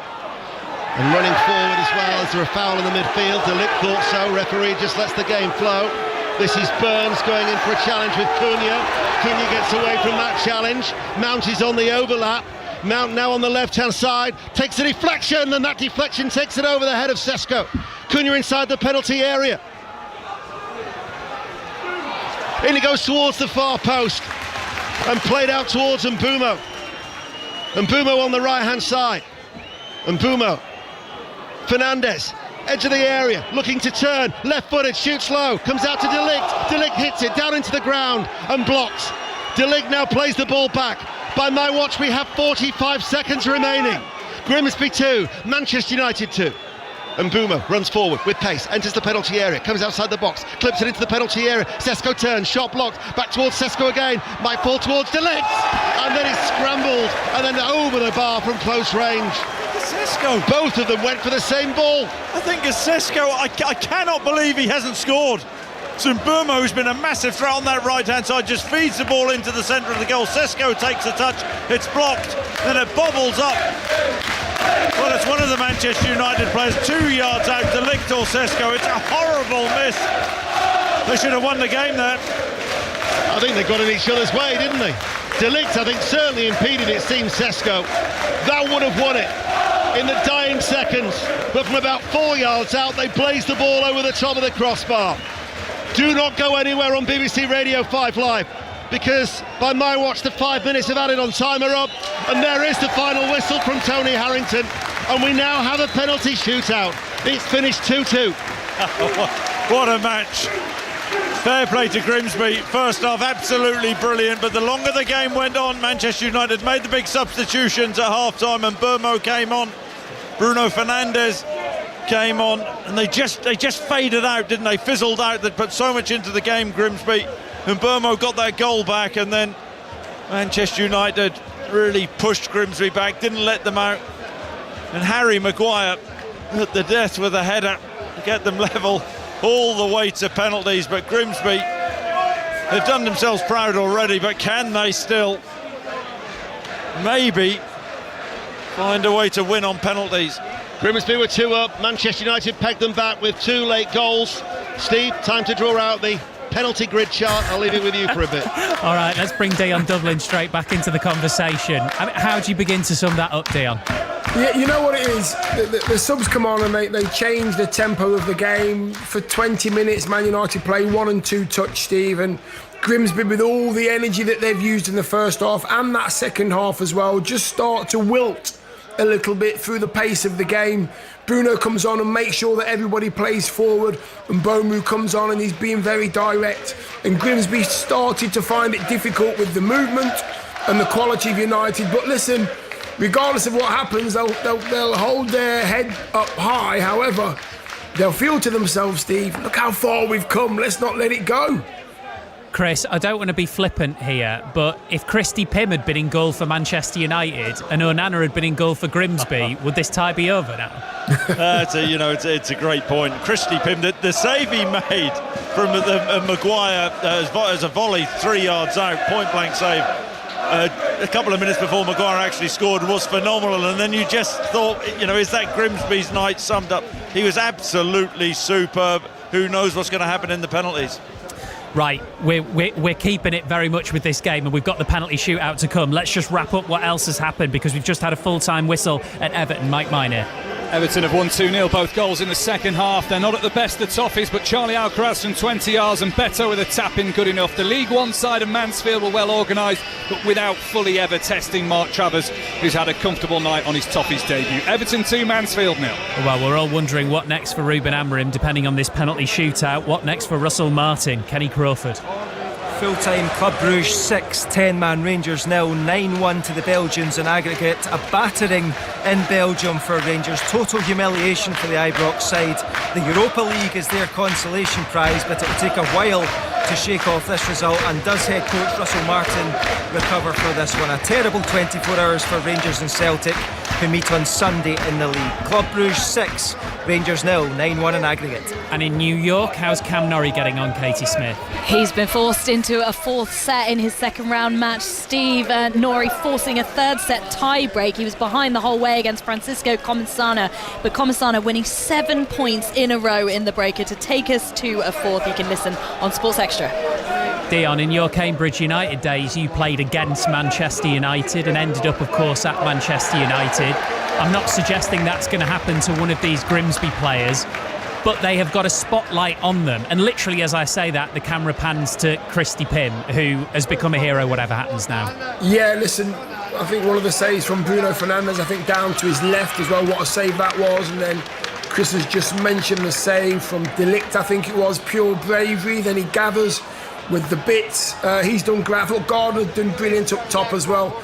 And by the way, I think his goal should have stood, and it could have been 3-0 to Grimsby. I think that goal should have stood. Right, Pym's ready, Onana's nearly ready, players look like they're ready. We'll be reacting to whatever happens in the next 10 minutes or so through till 10:30 when Tony Livesey takes over. There's a lot of drama to happen between now and then. Ian. But it's quite apt that the drama is going to take place in front of the pontoon stand, because now it is down to a game of chance. And for Grimsby Town, who've won 5 penalties in their 6 games before tonight, more than any club in the 4 tiers in England, they'll hope to avoid a spot of bother, because they've missed 3 of their previous 5 penalties. And Jace Cabia has missed 2 of those. He's gone to the left, he's gone to the right against Accrington and Newport and missed them both. He's now up against Onana. Grimsby Town with Jace Cabia scores this time. Onana got something on it, but Grimsby have got the first spot kick, 1-0. Yeah, you said he went to the left and went to the right. I think this one's down the middle. Onana dives to his right, actually gets a hand on it. It's a big penalty, the first one, though, psychologically. Yeah, no, I think he may be slightly disappointed with that, the Manchester United goalkeeper. Bruno Fernandes steps forward. Of course, he missed the penalty against Fulham at the weekend. That was only his 5th missed penalty out of 38 for Manchester United, not including spot kicks. As he places it down, the flashlight's trying to put him off behind that goal. Not the biggest of run-ups for Bruno Fernandes. The spot kick live on BBC Radio 5 Live in this League Cup tie. Fernandes waits and sends the goalkeeper the wrong way. Right-footed, finds the bottom left-hand corner. It's 1-1 in the shootout. Yep, just that slow run, has a little stutter, and Christy Pym goes down to his left-hand side. Bruno spots it and whips it the other side. 1-1. Now that long walk from the halfway line is for Dara Burns, the 23-year-old Irish winger. Former Irish under-21 international. Actually yet to score for the club. Takes his time. He's been playing on the right, but he's primarily left-footed. He's just going to take his time as Onana, all in yellow, waits. Dara Burns, hands on hips. The third spot kick in this shootout, runs forward now, left-footed and scores. Confident penalty, left-footed. Onana goes the other way, 2-1 Grimsby. Yes, and similar to Bruno Fernandez's penalty in terms of, has a little stutter. A look at Onana, the Manchester United goalkeeper, and left-footed, sends him the wrong way. Goes to the keeper's right, Onana flies to his left-hand side, 2-1 to Grimsby. Brian Mbumo, whose goal helped Manchester United get back into the tie. Remember, they were 2-0 down with 15 minutes remaining. Mbumo places the ball down on the spot, then 2 giant strides back. We know all about what his record was like at Brentford. It's a stuttering run-up from Mbumo, and he scores. Very rarely misses. He's good, isn't he? Has his own unique style. You mentioned those 2 step backs, little jogging on the spot, looks at the goalkeeper all the way and just slots it beautifully. Now Clark Adore, the debutant, signed only yesterday from Bradford City. As a substitute, his first appearance, he bounces the ball against his chest as he makes his way into the penalty area towards our right-hand side. Both Grimsby and Manchester United have scored their opening 2 spot kicks. 2-2 in the shootout. Odor up against Onana. There is the whistle from Tony Harrington. Takes his time. Stuttering run up now. And Odor, touched onto the crossbar by Andre Onana. And Grimsby have missed. Yep, Odor, oh dear. It's a decent save from Onana. Goes down the middle. And Onana gets a big right hand to it and keeps it out. I've got to say, it's a brilliant piece of goalkeeping. You can blame him for the goals earlier, but that's outstanding goalkeeping. Now Mason Mount to come forward. The England international, who just spins the ball in his hands and then bounces it once and places it down. Up against Christy Pym, who's made some excellent saves, and Christy Pym is going to have to come to the fore here as Mason Mount for Manchester United. Oh, that was a blast penalty that gave Pym no chance whatsoever, right-footed. It was a ferocious strike from Mason Mount. Yeah, confident penalty from Mason Mount. Goes to Pym's left, Pym reads it, but into the side netting. Pace on the ball, that's unstoppable. Excellent penalty. United's penalties have been unbelievable, really. Rhys Staunton, the 23-year-old former Bradford City defender, signed from Spennymoor in the summer. This will be another off his left foot. Rhys Staunton up against Onana. And Rhys Staunton coolly guides the ball, sending Onana the wrong way. So that is 3 out of 4 for Grimsby. Manchester United are now sending Dallow forward.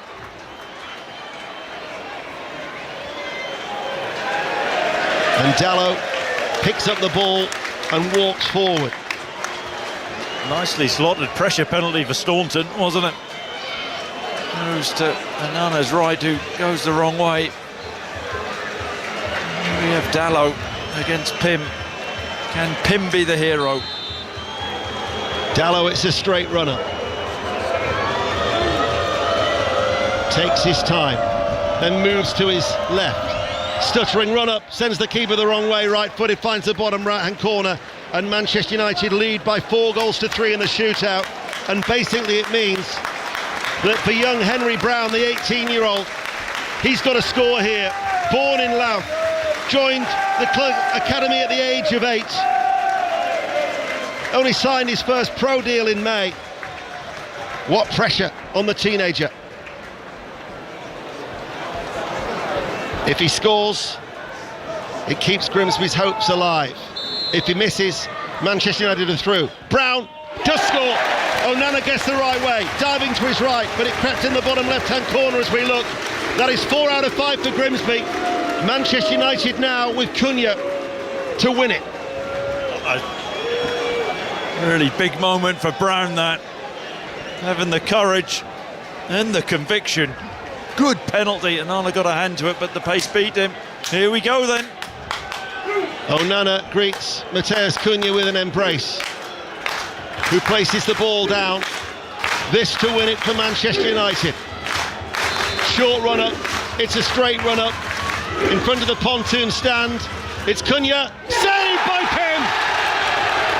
Manchester United had a chance to go through.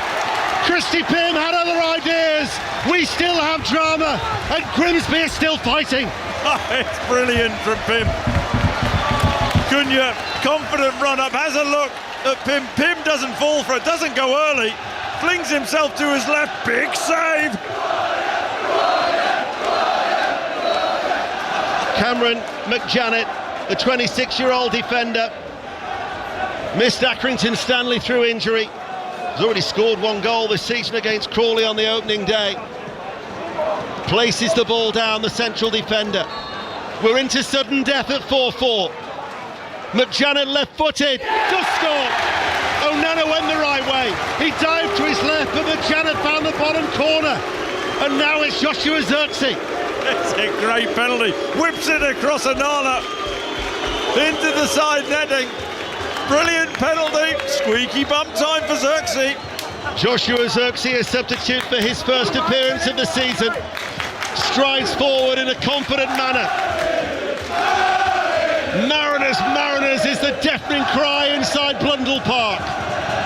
Everybody is poised with their phones to capture the moment. Zirkzee adjusts the ball. It's a hurried ball back from Zirkzee. Christy Pim waits. Zirkzee runs forward and scores. The silence will tell you that. And we are now at 5-5 and still in sudden death on 5 Live. That's a great penalty. Shapes to go to Pim's left and wraps his foot round it at the last second. Super penalty from Zirkzee. Giza Turi, who was signed for 700 Pharaoh's Krona, which I calculated at about 81 grand, that his dad played against Manchester United all those years ago, 24 years ago, for 15 minutes at Old Trafford for his moment of glory. Could this be the moment of glory for Giza Turi? Waits, runs forward now, right-footed, sends the keeper the wrong way. Finds the bottom left-hand corner. That is the 6th successful spot kick for Grimsby. And the pressure shifts back on Manchester United and Kobbie Mainoo.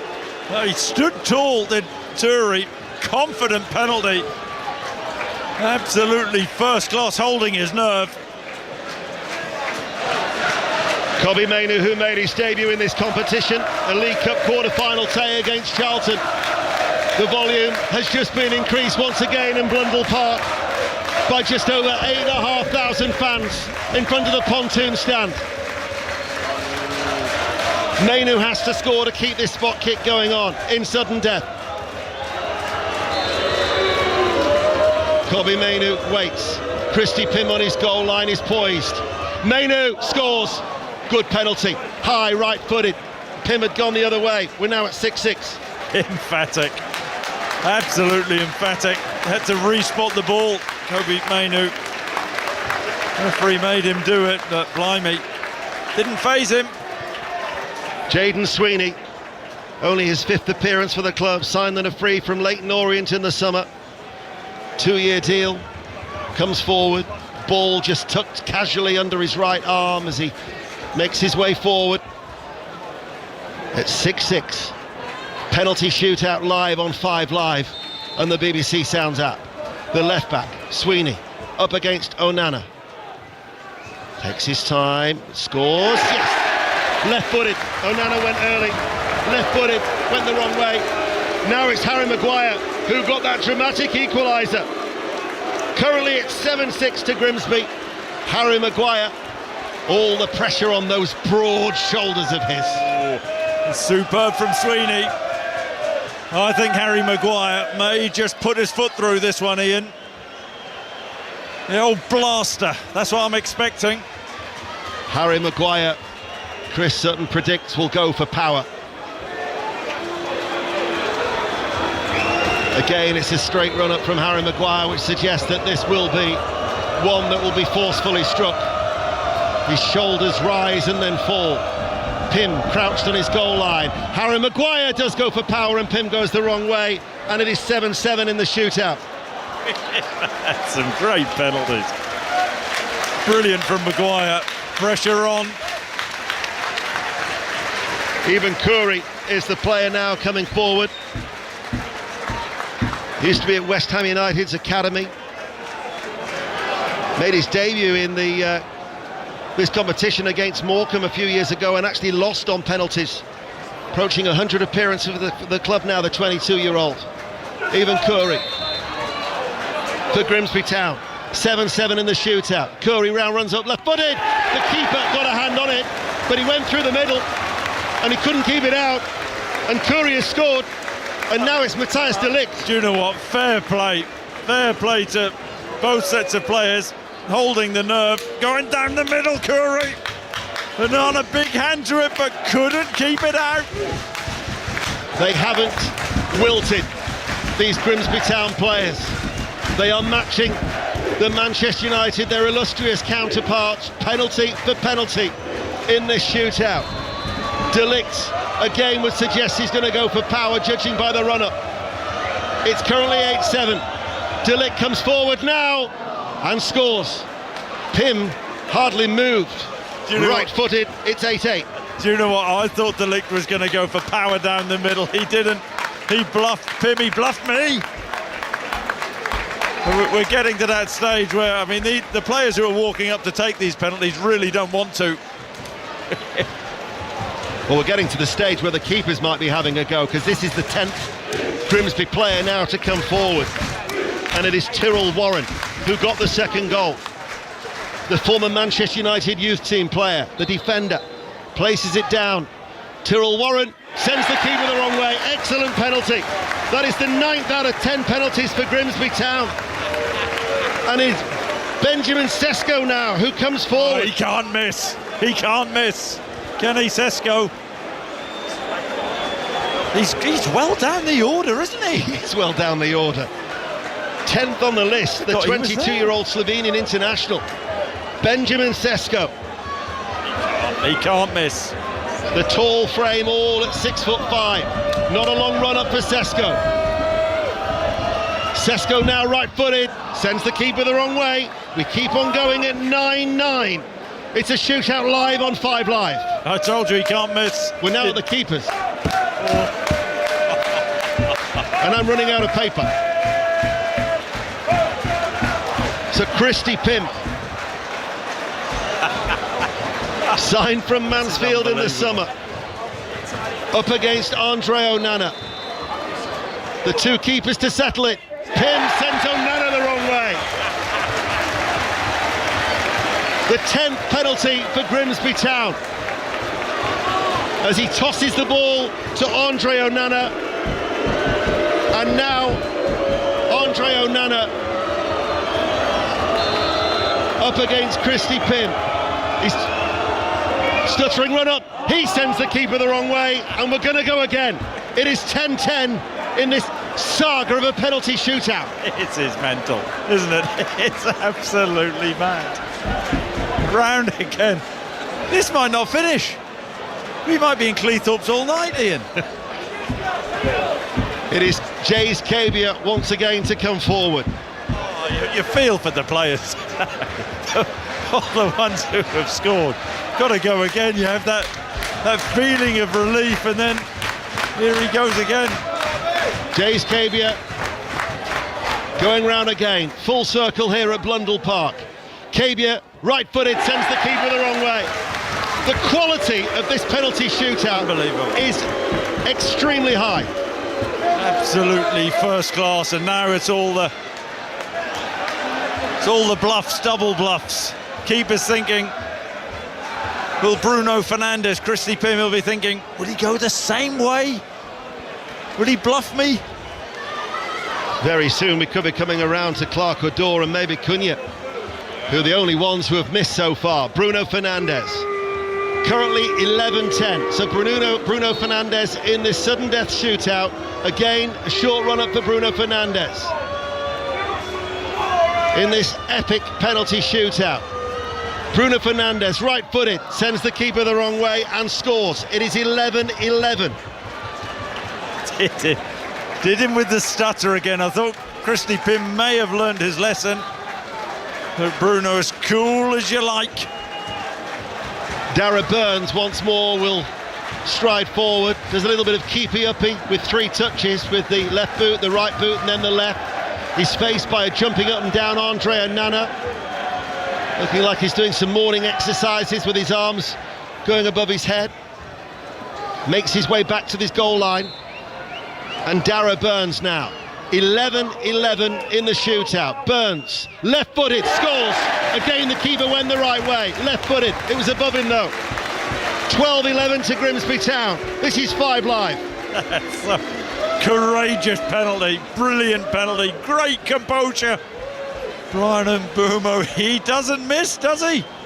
Mbeumo normally, I just think with Mbeumo, you gotta, I'm not telling Christy Pym how to keep goal.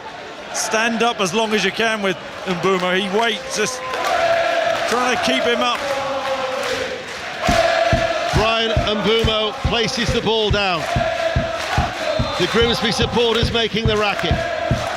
The customary short run up for Brian Mbeumo. Stuttering run up and hits the crossbar. Manchester United are out. Brian Mbeumo has rattled the crossbar. The supporters are invading the pitch because Grimsby Town have caused one of the biggest upsets in their history.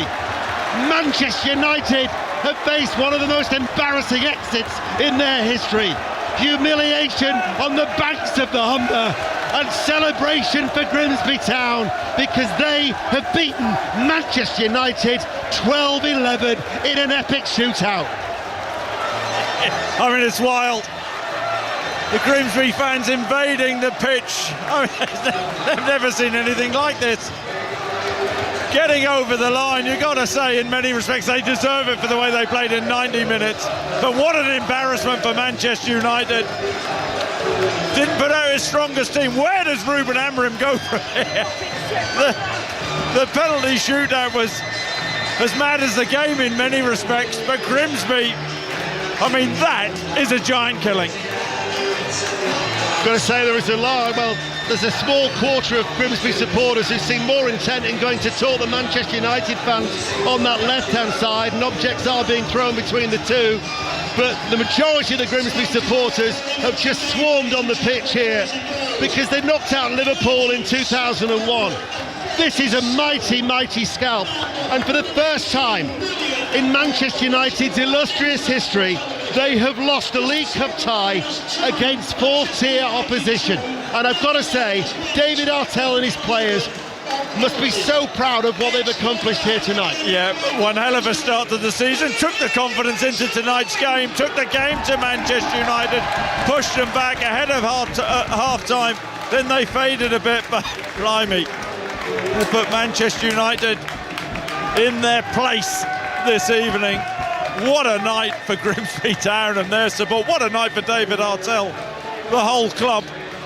It's incredible. Christy Pym, I mean, to a man, you can go through the whole Grimsby team. They work so hard, superbly organised. But, you know, said at half-time, where do Manchester United go from here? Where does Ruben Amorim go from here? Because I don't think he gets over this. I really don't. The perception of him now, no European football, out of the League Cup, blimey, you talk about the pressure being on in the early stages of this season. Grim night in Grimsby for Ruben's Reds. But not for Grimsby Town. They will remember this first meeting with Manchester United, first meeting in 77 years. They'll talk about it for years to come. They have knocked out Manchester United in an epic penalty shootout, and they are through to the third round for the first time in 6 years. 2-2 it finished after 90 minutes, and they've won 12-11 on penalties. Steve. My goodness. Right. In 12 minutes' time, okay, we're handing over to Tony Livesey. There was a point in that penalty shootout I thought I'd be handing over to Dotun Adebayo at 1 a.m. Tony wants to hear from you. 08085 909 693. You can call Grimsby fans, Man United fans.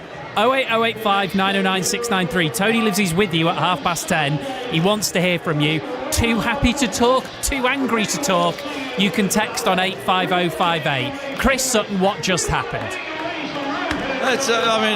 I'm astonished being here, seeing the way Grimsby dominated Manchester United in that first half. Amazing. And then the big guns came on and Manchester United get level late on, and you're thinking, well, Manchester United have the momentum going into the penalties, but the quality of most of the penalties was incredible. Went round again, and then Cabia scored.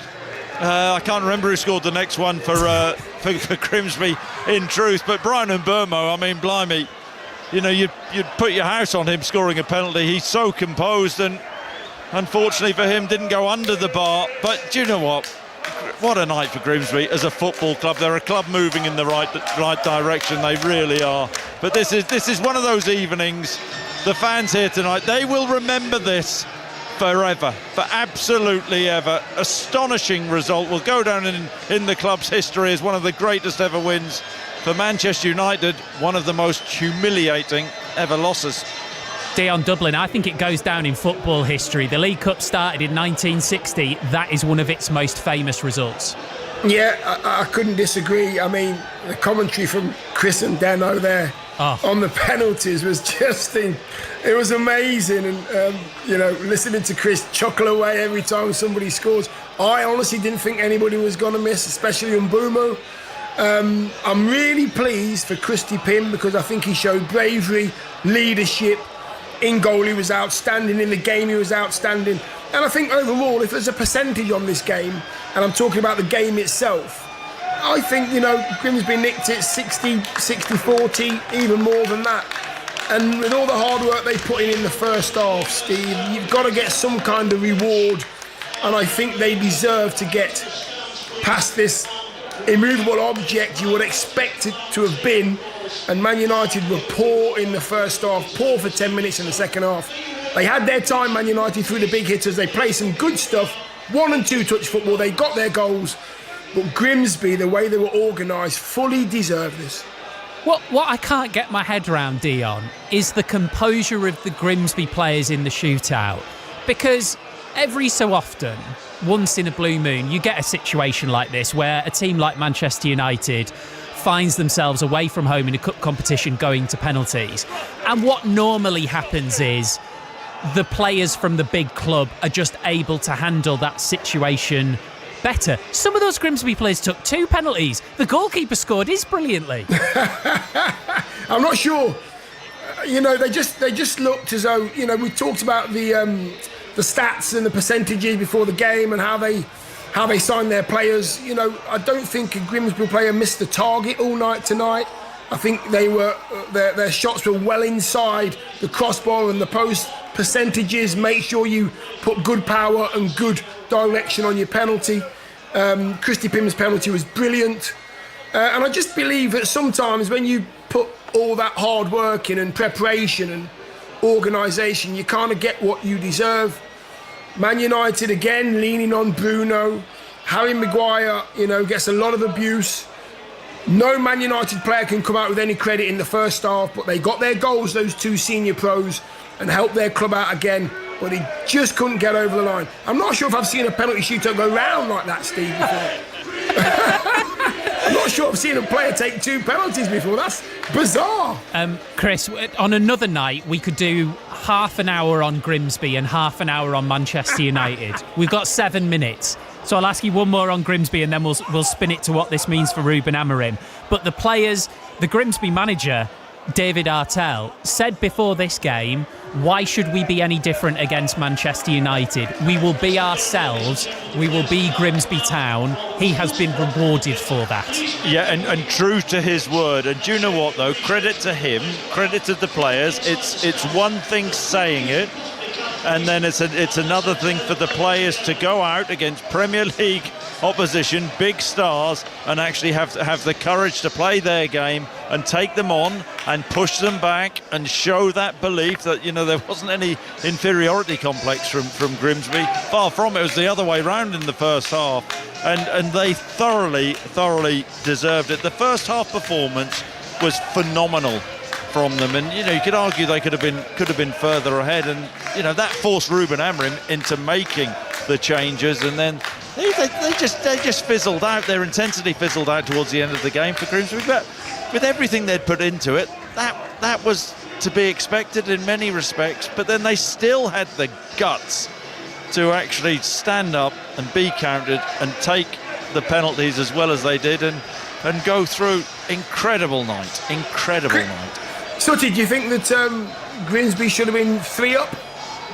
The goal? I mean, it came off a Manchester United defender, didn't the ball? When the ball went through. I mean, with me and we're doing the radio. You don't always get the best sort of view of everything. I think he was offside initially. Great finish. That was Gardner, wasn't it? He was phenomenal.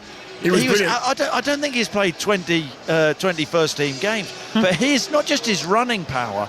I mean, he held the ball up well. His game intelligence was good, and myself and Denner were talking before the game. Cabia, their top scorer, was left on the bench, and you're thinking, well, he's not resting players. We see why Cameron Gardner was got the nod tonight. And it's nights like this, people, the focus on this game. That's when you can make, we know ourselves, Dion. That's when you start making a name for yourself. People will look at him and thinking, blimey, I'll have a bit of that.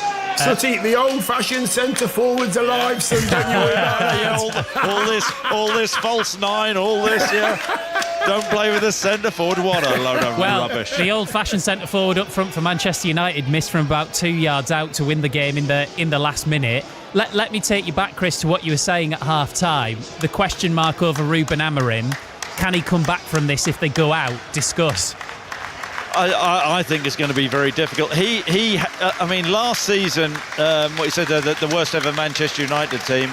This is one of the worst defeats in the club's history, whether it was on penalties or not. And it's the start of the season, losing to Arsenal, and an OK display, and the sort of issues over the goalkeeper, drawing at Fulham, and they played OK. But now everybody's going to look at this defeat against Grimsby, and I'm not saying the wheels are off at Manchester United, but that's a hell of a bad result for Amorim. And then his judgment comes into question, because if I was Ruben Amorim tonight, there is not a prayer I would have made 8 changes. I'd have played my strongest team, tried to put the game to bed, and then make the changes. That was an error from him, in my book, and he will. I think he'll struggle to come back from this. People will hold this against him. The pressure this season for Ruben Amorim now is well and truly on. Massive games coming up. Well, they've got Burnley at the weekend. Then I think they've got the Manchester derby. That's right. I mean, followed by Chelsea. I mean, blimey, if I'm him, I'm officially worried. Will it impact how the players feel about him as well, Dion? I was watching Bruno Fernandes when he took his first penalty, and he just looked furious that it had even got that far.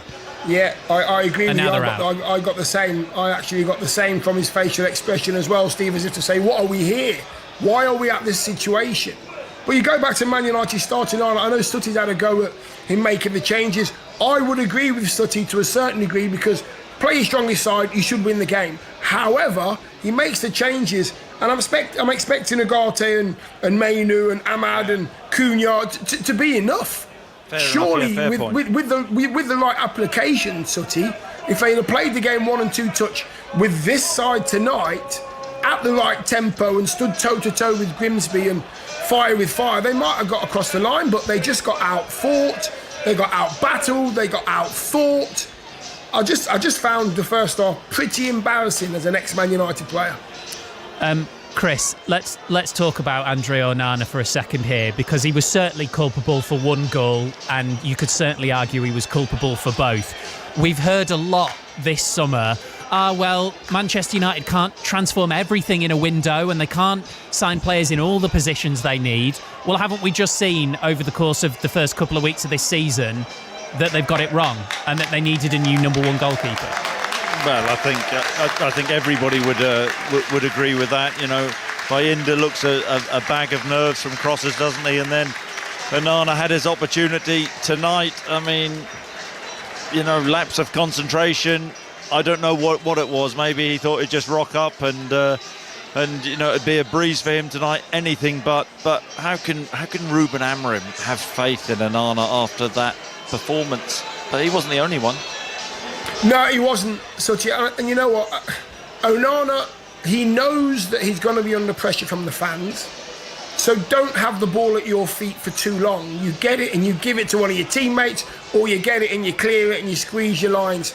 You don't try and do anything fancy. If you're coming for a cross, open your mouth, go through everybody, take the ball, take the man, take everything. Unfortunately for him, he's made far too many mistakes like that. And I don't believe the defenders in front of him are thinking, yeah, I'm comfortable, I'll pass it back to him. Keep it away from him. He shouldn't have the ball at his feet as much as he does, because he makes too many mistakes, and defenders don't like having a goalkeeper like that behind you. Grimsby fans, if you've just got back in your cars, 08085 909 693. Give us a call. Tony Livesey's going to be with you in a few minutes' time. He wants to hear from you. Maybe Manchester United fans, you've got stuff to get off your chest. You can also text on 85058. Ian, let's just finish back on the occasion and the night. You know, you have commentated on many, many games in your career. As far as stories go, this must be high up the list. Yes, very much so. I mean, I was here 20 years ago when Grimsby knocked out Tottenham, a Tottenham side that contained 10 internationals by 1-0. But tonight the drama, I think, was amplified by the nature of how it went in Grimsby's way. They were 2-0 up, and then it was sort of like ripped away from them with them 2 late goals, and then you're thinking we're into the lottery of a penalty shootout. But David Artell talked about his players to embrace the challenge and be brave. And I think they showed great resilience in that penalty shootout. The fact that, you know, they're up against these established international players, and they missed only one spot kick out of the 13 that they took. We mentioned it in commentary. Surprising that Sesko was 10th choice for Manchester United. But for Grimsby Town, one of the great nights in their history, and for the League Cup competition, one of the biggest upsets. And Ian, I just want to finish with this, because bear in mind, in the next few minutes there will be a draw for round 3 of the League Cup, and in that draw, half of the English teams that have qualified for Europe will be guaranteed home ties. I think a lot of football fans will have been listening to this remarkable occasion tonight and thinking, especially with it being at Blundell Park, please don't mess with this competition anymore. It's important. Yeah, I mean, for the second season running, the third round draw, and you're going to have, like, as you say, that pre-draw, because the sides in Europe cannot meet each other. And that's the reason that teams in the Champions League and the Europa League are going to be kept apart. It doesn't impact Crystal Palace should they progress, because the Europa Conference League doesn't begin until October. But the reason that they cannot meet each other, the sides in the Champions League and the Europa League, is that the third round will effectively take place across 2 weeks. Week commencing the 15th and week commencing the 22nd of September. And because the first week is a Champions League week and the second week is a designated Europa League week, and that is the reason why the Football League competition has got to be altered in the way that it has. And guys, nothing sums up how tonight has gone for Manchester United better than this. Christy Pym, the goalkeeper, has just told television, "I'm fuming. I'm a Manchester United fan." That's it. That's their night in a nutshell, right there. Dion, thank you so much. Great to have you with us. Ian, Chris, top work. Brilliant commentary. Thank you. Cheers, Steve. Well, how good was that as a spectacle? And the sound as well. We always say it, pictures are better on the radio, and the sound of silence as every Manchester United penalty went in, and then the delirium of Blundell Park. 08085 909 693. The conversation continues shortly with Tony Livesey. Goodness me, Katie Smith in New York. Match that. Well, there's some really noisy Argentinian fans here on court 5, but they're not loving the fact that Cam Norrie is now closing in on the third round here. He went 2 sets up before losing a tiebreaker against the world number 54, Francisco Comensano, who was really impressive in that. Norrie, though, had a double break in this 4th set. It's been quite gusty out there. The Argentine pulled one back. He just won't quite go away, but trademark gritty display from the British number 2. He leads now 5-3, 15-all on the Comensano serve. Novak Djokovic awaits the winner in the third round. Thank you very much, Katie. And the coverage continues on 5 Sports Extra. If you were listening earlier on Sports Extra 3 in the 100, Trent Rockets men beat Birmingham Phoenix by 3 wickets. They will play Northern Superchargers in the Eliminator on Saturday. There'll be commentary of that on Sports Extra on Saturday at 7 o'clock. Earlier, Trent Rockets women also beat Birmingham Phoenix by 3 wickets. Tony Livesey's up next. My goodness. I'm on the verge of unilaterally declaring a Grimsby 606. Yeah, I mean, it feels that way. Something just made me laugh then. I don't know if you saw this on the telly. The fans were on the pitch, and Grimsby used to be the biggest port in the world for importing haddock and cod, and a Grimsby fan had a sign saying "Man United get battered everywhere they go." I thought it was a lovely touch. Right, not that I'm celebrating that, Manchester United fans.